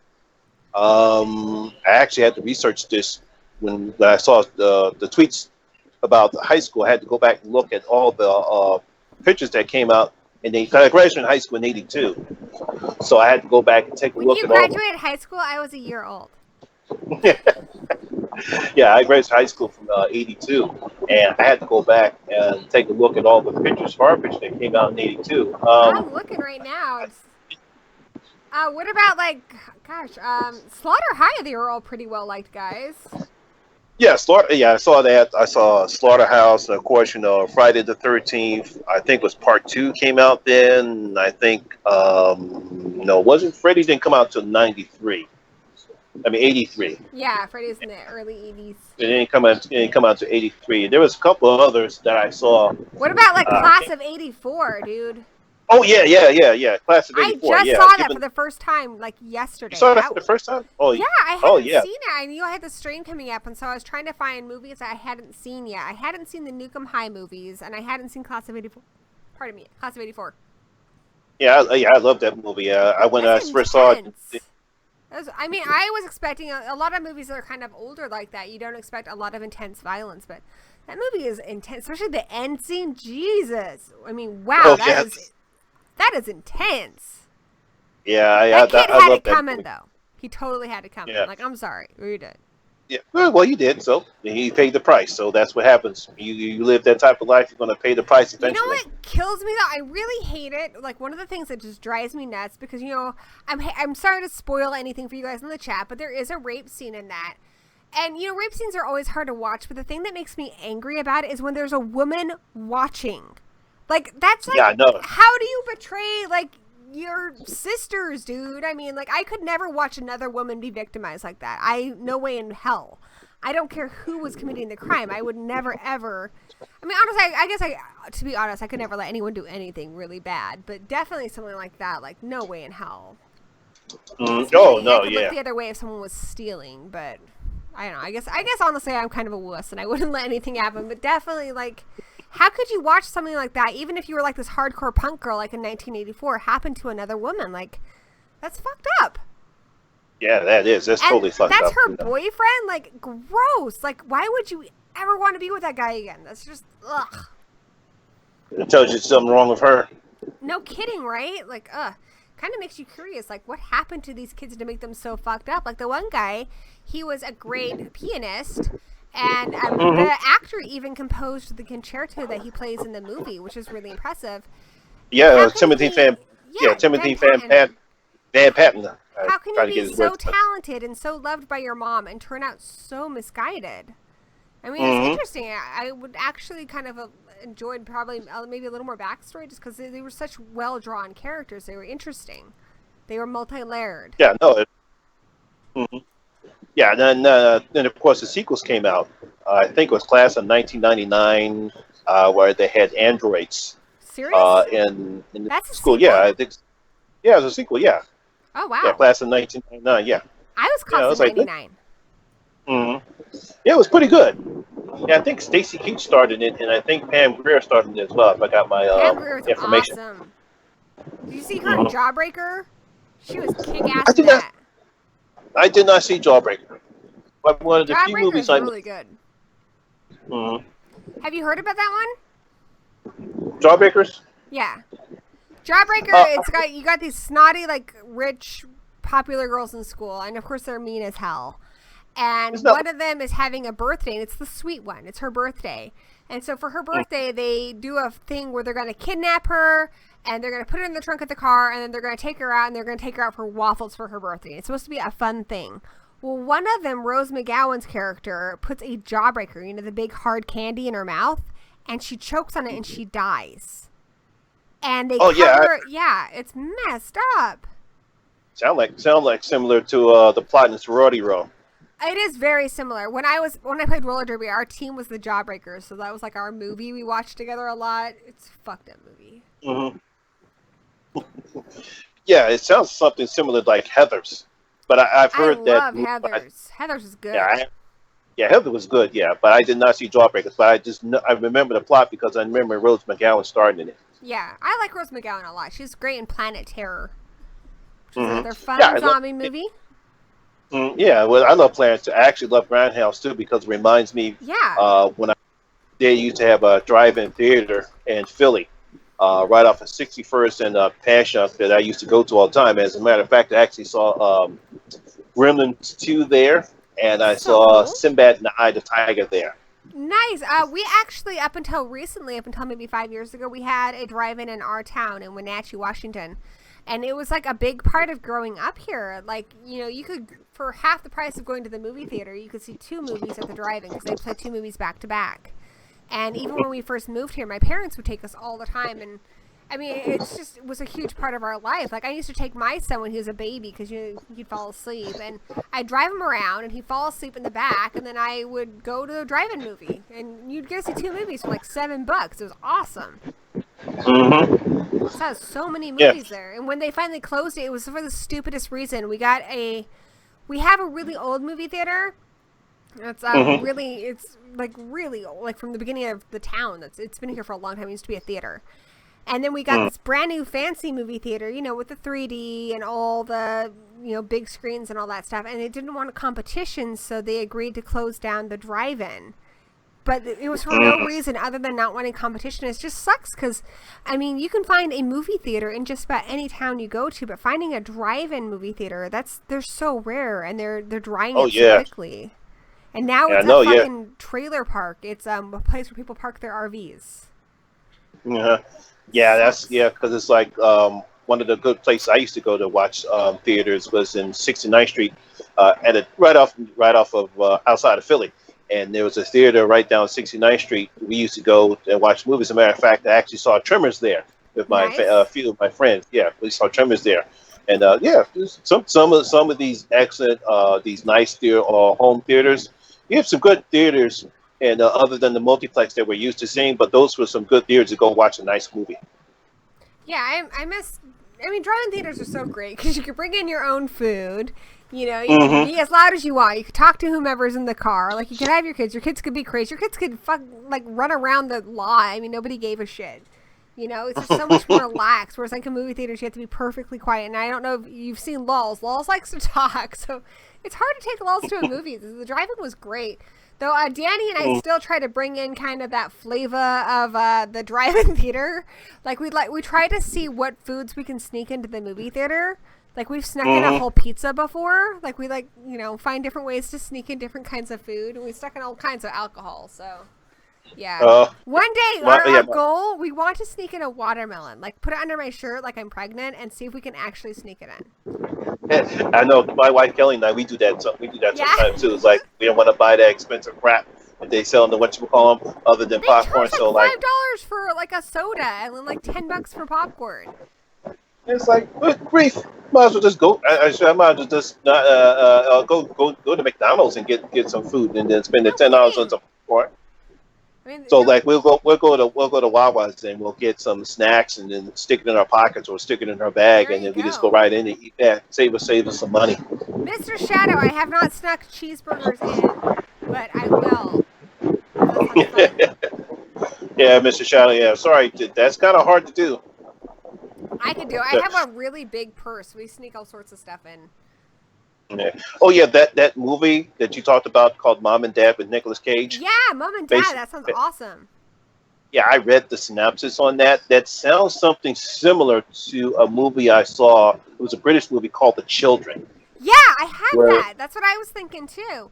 And yeah, it sounds. It was interesting in that movie because, as you know, having seen the film, it started off with the little kids, and by the end of the movie, like the teenage girl, she knows she's starting to turn to where she's. I saw that movie too. Yeah, it was decent. You wonder if it's ever going to stop. Is it going to keep going? And so I wonder, like, Mom and Dad, is it going to be automatically all parents, or are some going to be resistant at first? Like, is there an age bracket? What about older people who were parents when they were younger? Like people who are in their 80s who had children but no longer have young children. Are they going to be homicidal? Like, I'm really curious to see what they do with this. I also give the filmmakers credit because it's not easy trying to actually kill a child on screen. Yeah. So I give the filmmakers credit to do that. I think they're getting more ballsy with that as of late. But yeah, I mean, for the longest time, it's like you never saw that in a movie. Kids always got off really easy. Clown was pretty badass. That movie it's on Netflix. You gotta see it, man. It's awesome. Yeah, I gotta check that out. You will never look at those ball pits in a fast food restaurant the same again. Like, it's horrific. I love that movie. It's so underrated and so good. So yeah, I'm excited about this Mom and Dad movie because I think we're gonna see some definite carnage. That'd be awesome. Yeah, there's another movie I wanted to see that everyone's been talking about. It's Raw. I've been trying. I want to see that too. I have that. Because it's out now, so I rented it. And the way a lot of the VOD rentals work, it's like you have it, and you can have it for as long as you like, but as soon as you watch it, it's gone. So Danny's been working so much lately, but we're trying to wait for a day when we're both home where we can watch it. So it's so tempting though, because it's like it's right there. I can watch it, but I can't. He'd be so mad. Poor Danny. Yeah. So what other movies are you excited about? Let's see. Of course, it. The Cold of Chucky. Great. And Cold of Chucky. Oh, yeah, the Cold of Chucky. And of course, Leatherface, of course. Have you seen the trailer for Jigsaw yet? I mean, I'm going to do a reaction tonight, so I haven't seen it. But is it good? It's great. Yeah, I actually did a trailer reaction myself. Oh, I'll check it out as soon as I've seen mine, because I mean, otherwise I'll get spoilers. Because one of the things I want to start be able to do once I learn how to edit better is to actually, because I don't know if I'm going to get copyrighted or not. That's one thing because when I do trailer reactions, I actually don't show the trailer on one of my videos. I just simply put the link down and I just talk about it, what I saw, what I think about it, and give you and put the link down in the description below because I'm going to get copyrighted.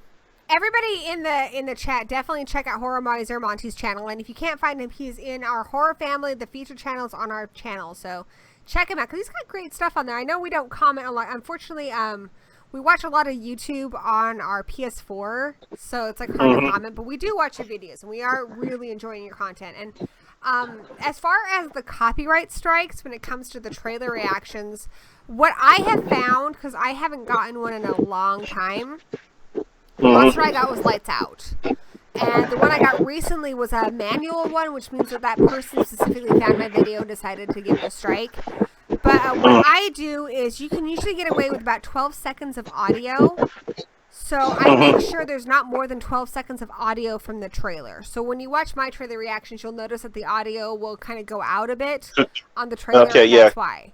I want to make sure that you guys hear any kind of dialogue in the trailer, so you guys want to have an understanding of what's happening in the trailer. So I'll wait till they're not talking, and I'll cut out like a piece of music that doesn't really matter.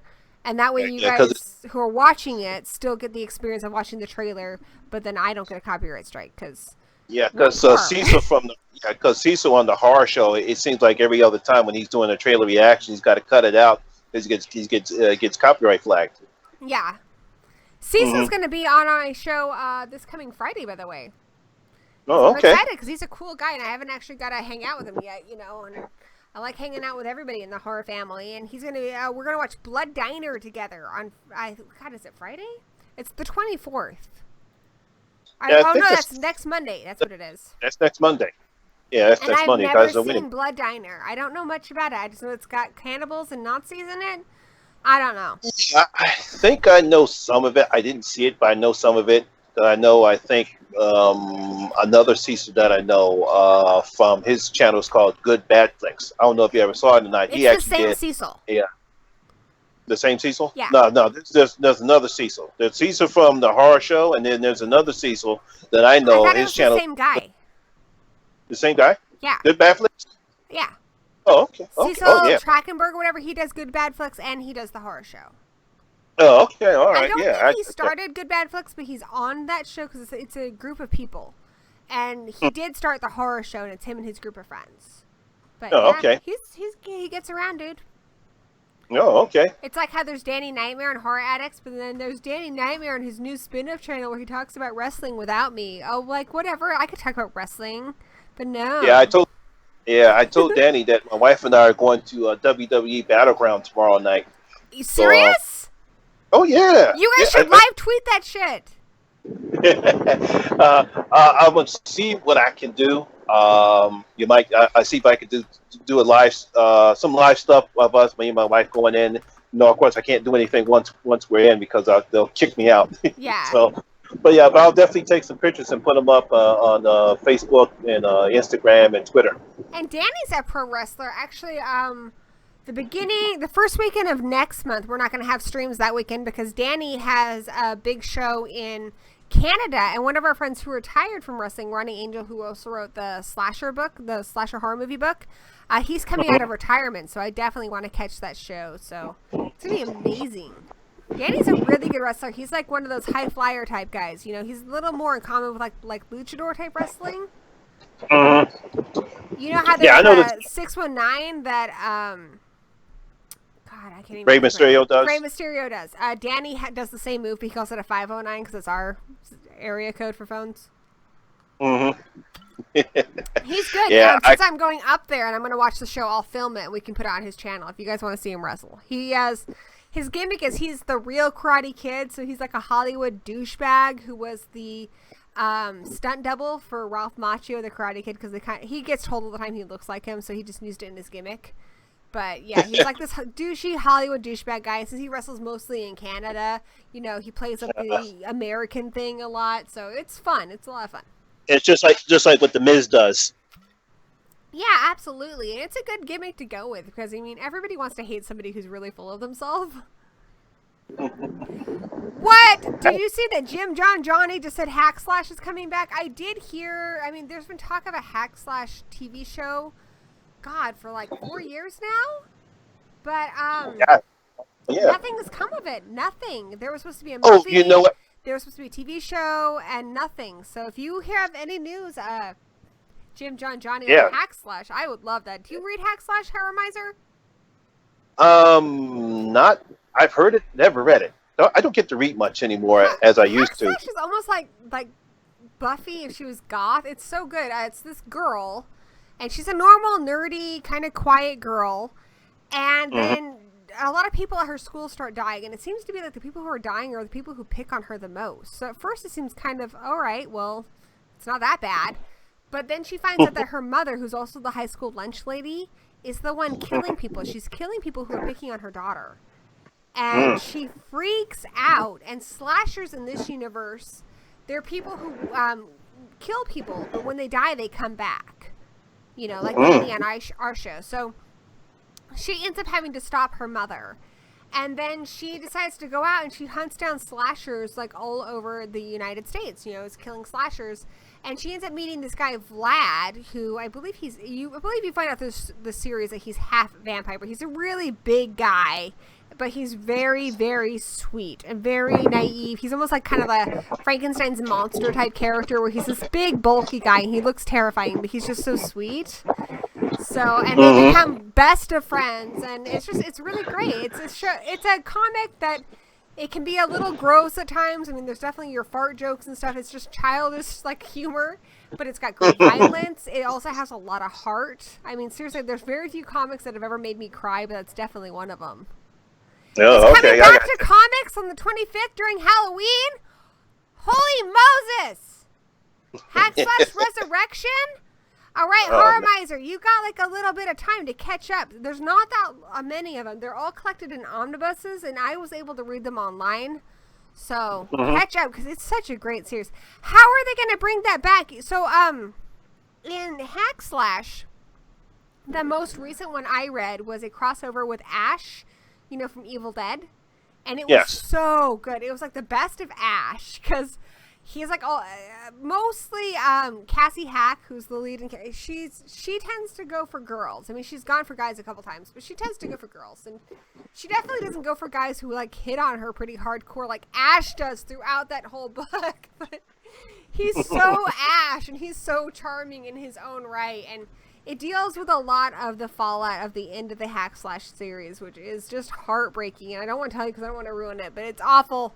So I have to check this out. I mean, thank you, Johnny Reddy, for thanks for that. I got to check that out. But I've been wanting to ask you. Did you? I think you said you never saw the TV show Salem. I haven't yet. I know it's on Netflix. And what I tend to do is I tend to find a show and I tend to just binge watch it. Like we watched Glow like in one day. So, and we watched American Horror Story. Like we watch when a new season of that comes on Netflix, we'll watch it within a few days. So I'm probably just going to sit down and just watch the whole thing within a couple of days. I just need to do it. And Mr. Shadow, there was an Ash versus Vampirilla crossover, and it was awesome. Yeah, I think you would love Salem because I saw Salem. The show was over. It ended earlier this year, but it was great. What you say? What's it about? I mean, it's about the Salem witch trials. The only reservation I have is I really have a hard time watching things that are set in, times before, you know, in ancient type times where people didn't have makeup and stuff, and then I see all these women with beautiful skin who are wearing tons of makeup, and you're just like, yeah, right. Yeah. If you can look, because I try to look past that, because I know it says women. I know they didn't have makeup. If the story is good, though, I can. Is the story good? Yeah. It's a story. It's very good. Basically, it stars Janet Montgomery. She plays, I think her name is Mary. It starts out that she becomes a witch, and they decide to get back at all the Puritans there and take over the Salem town. So it's based upon right when the Salem witch trials supposedly have started. It started, and Stephen in the first season, Stephen Lang has a great role as one of the preachers that decides to get rid of the witches. But he also sells his soul in order to do battle with the whatchamacallit and do battle with the witches there. Are the witches just evil, though, or are they fully, like, realized characters? No, they're actually characters. Okay, yeah, I don't like that. I mean, I know you don't like the stereotypical witches. No, they're not stereotypical witches as far as the way the show portrayed them. They were actual characters. So, yeah, I wouldn't recommend it to you if they didn't portray witches just like the total stereotypical witches and that I know don't mind you hate. witch villains, I don't. I just want them to be real people, because even your worst people have other aspects to their personality, Nobody's completely a villain, they're people. So, and the best villains, I think, are the villains that we can relate to, where we can see glimpses of humanity in them. I think it makes them more interesting. I mean, when you look at villains like Hannibal, like, it's such a complicated character, and you're like, here's this guy who eats people, but he's also very elegant, and he's also very intelligent, and there are parts of him that you can relate to, even though you wouldn't, actually eat anybody yourself. Like, you can understand this character. First of all, he's smart as hell. Yeah. He's elegant. He's meticulous. You cannot see his pathology, and until unfortunately it's too late. Well, and like we were talking earlier about Jason, like, I mean, anybody who's been bullied is going to relate to Jason. And, I finally, for the first time the other day, I've been catching up on a lot of movies I've been meaning to watch, but I haven't seen yet. I know, honey. I'll wrap it up in like a second, okay? But I finally saw Candyman Fairworld of the Flesh the other day, and like when they show his whole backstory about how he gets murdered and stuff, yes, he's a terrifying character. I mean, who wants to get impaled with a hook? That sounds like a horrific way to die. But when you see what happened to him, he was just a regular guy who happened to fall in love with the wrong girl. That's all. He didn't do anything wrong. And then you see like where that character is coming from, and you feel for them. I mean, it's a lot of even like the Universal monsters. I think you tend to feel for them more than you do maybe the heroes of the story. Yeah, I mean, it's not just Tony Todd's performance. He even makes it better. But he is a sympathetic character. I felt sorry for him because I understand that being an African American man myself.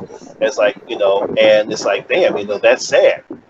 That he had to go through all that, not to get his hand cut off, but get filled with bees all over him. He's like, that was terrible. I mean, I firmly believe that people fall in love with people. They don't fall in love with anybody because they're a particular, gender necessarily or skin color. And he happened to fall in love with this woman who has a crazy psycho dad and is crazy racist. Like, that's not right. And now he's like this horror, like, legend, because of it. He's this, infamous killer, this boogeyman. Sad. Yeah, that's terrible. But yeah, I've met Tony Todd in real life. I don't know. You probably don't care, but dude, he smells good. He does. I don't know what he wears, like cologne wise, but he's so cool. And he follows me on Twitter. He's like the only like real famous person who follows me on Twitter. Well, I've met a couple of famous people in my life. One of the cool thing is like this. Most people know me as Lamont. People who grew up with me know me as Monty. Monty G comes from during my clubbing days. You were a clubbing kid? Yeah, I was a clubbing guy. Probably from the 90s all the way up until probably when I met Kelly. Did you meet her at the club? No. Trust me, if I'd have met Kelly at the club, we probably would not have dated each other. because at the time but were you a club kid, like the kind that like would do all like the neon and the feathers and go all out, or? No, I actually had hammer pants. No way! Oh yes. I had hammer pants, but I was in grade school. And my only, I was raised on an Air Force base, and I have two brothers, and, you know, on where I grew up, you kind of had to, like, be one of the boys, or you weren't going to have anyone to play with. But, so I mostly had Ninja Turtle figures and stuff, right? Because, I mean, who was I going to play Barbies with? The only Barbie doll I ever had was the MC Hammer one, and it came with a cassette. It was the best! Dude, yeah, so, of course, you know... If you would have let little kids come clubbing with you, I'd have been all about that. We could have rocked our hammer pants together. Mine were like these shiny gold ones. Mm-hmm. Nice. Yeah, so there's... Can you do the hammer dance? Mm-hmm. Oh, yeah, I know yeah. you don't think I can dance, but I can do the hammer dance. I can typewriter like no woman's business.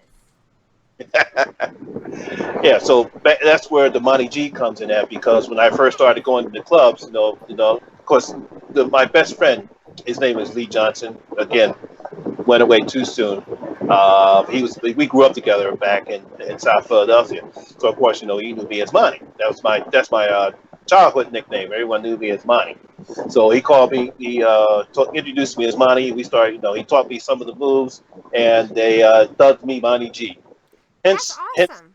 Hence the Monty G monk gear.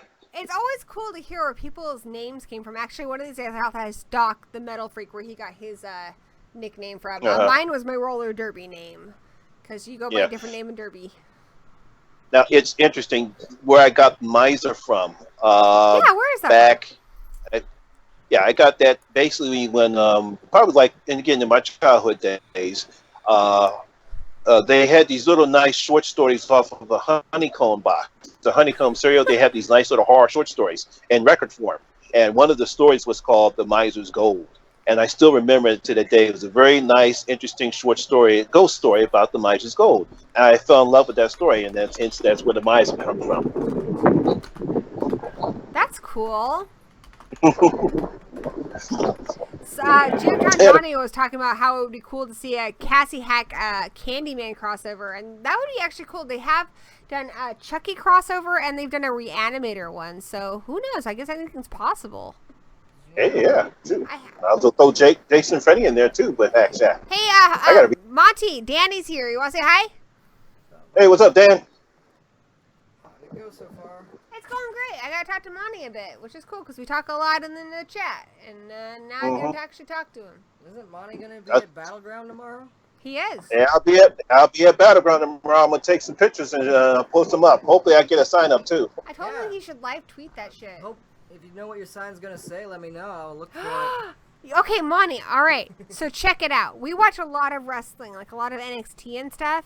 And it's always the guy who wears like a pink shirt or something really, really like a Superman shirt or something. You need something really bright so we can see you in the crowd. I'll do you a favor. I'll have one of my Rock T-shirts on. Yes. Nice. Who's your favorite wrestler? Who are you rooting for tomorrow? Just like I told Dan earlier today, I really don't like Randy Orton or Muhammad, but I am looking forward to Suzuki wrestle. It's the first time I ever seen him wrestle. Because of my schedule, I don't get a chance to watch Raw or SmackDown.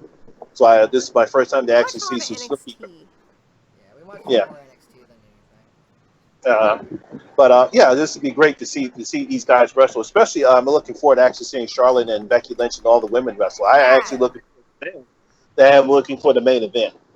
And of course, I'm looking for John Cena. I don't know why, but John Cena. Nobody likes John Cena. I love him. He's probably gonna win tomorrow. So. Really? Well, I can't see them letting Rusev win, but I think it'll be nice to see John Cena wrestle again. My little John Cena action. I have a zombie John Cena action figure. You probably can't see it though because it's John Cena. What? Yeah, but I've been a wrestling fan since I was probably 6-7 years old. Wow, it's like Danny. Yep. I've been wrestling. Yeah, I go all the way back for Vincent's Father's days. Yeah. WWE came to our town. I want to say about 30-something years ago. I was just a baby. My dad has a picture of me, and Hacksaw Jim Duggan was holding me, but I was a baby, That's so cool. I couldn't remember it. It was before the first WrestleMania, though, so it's really old. I actually had a chance to meet Ric Flair a long time ago, back when he was in the NWAs.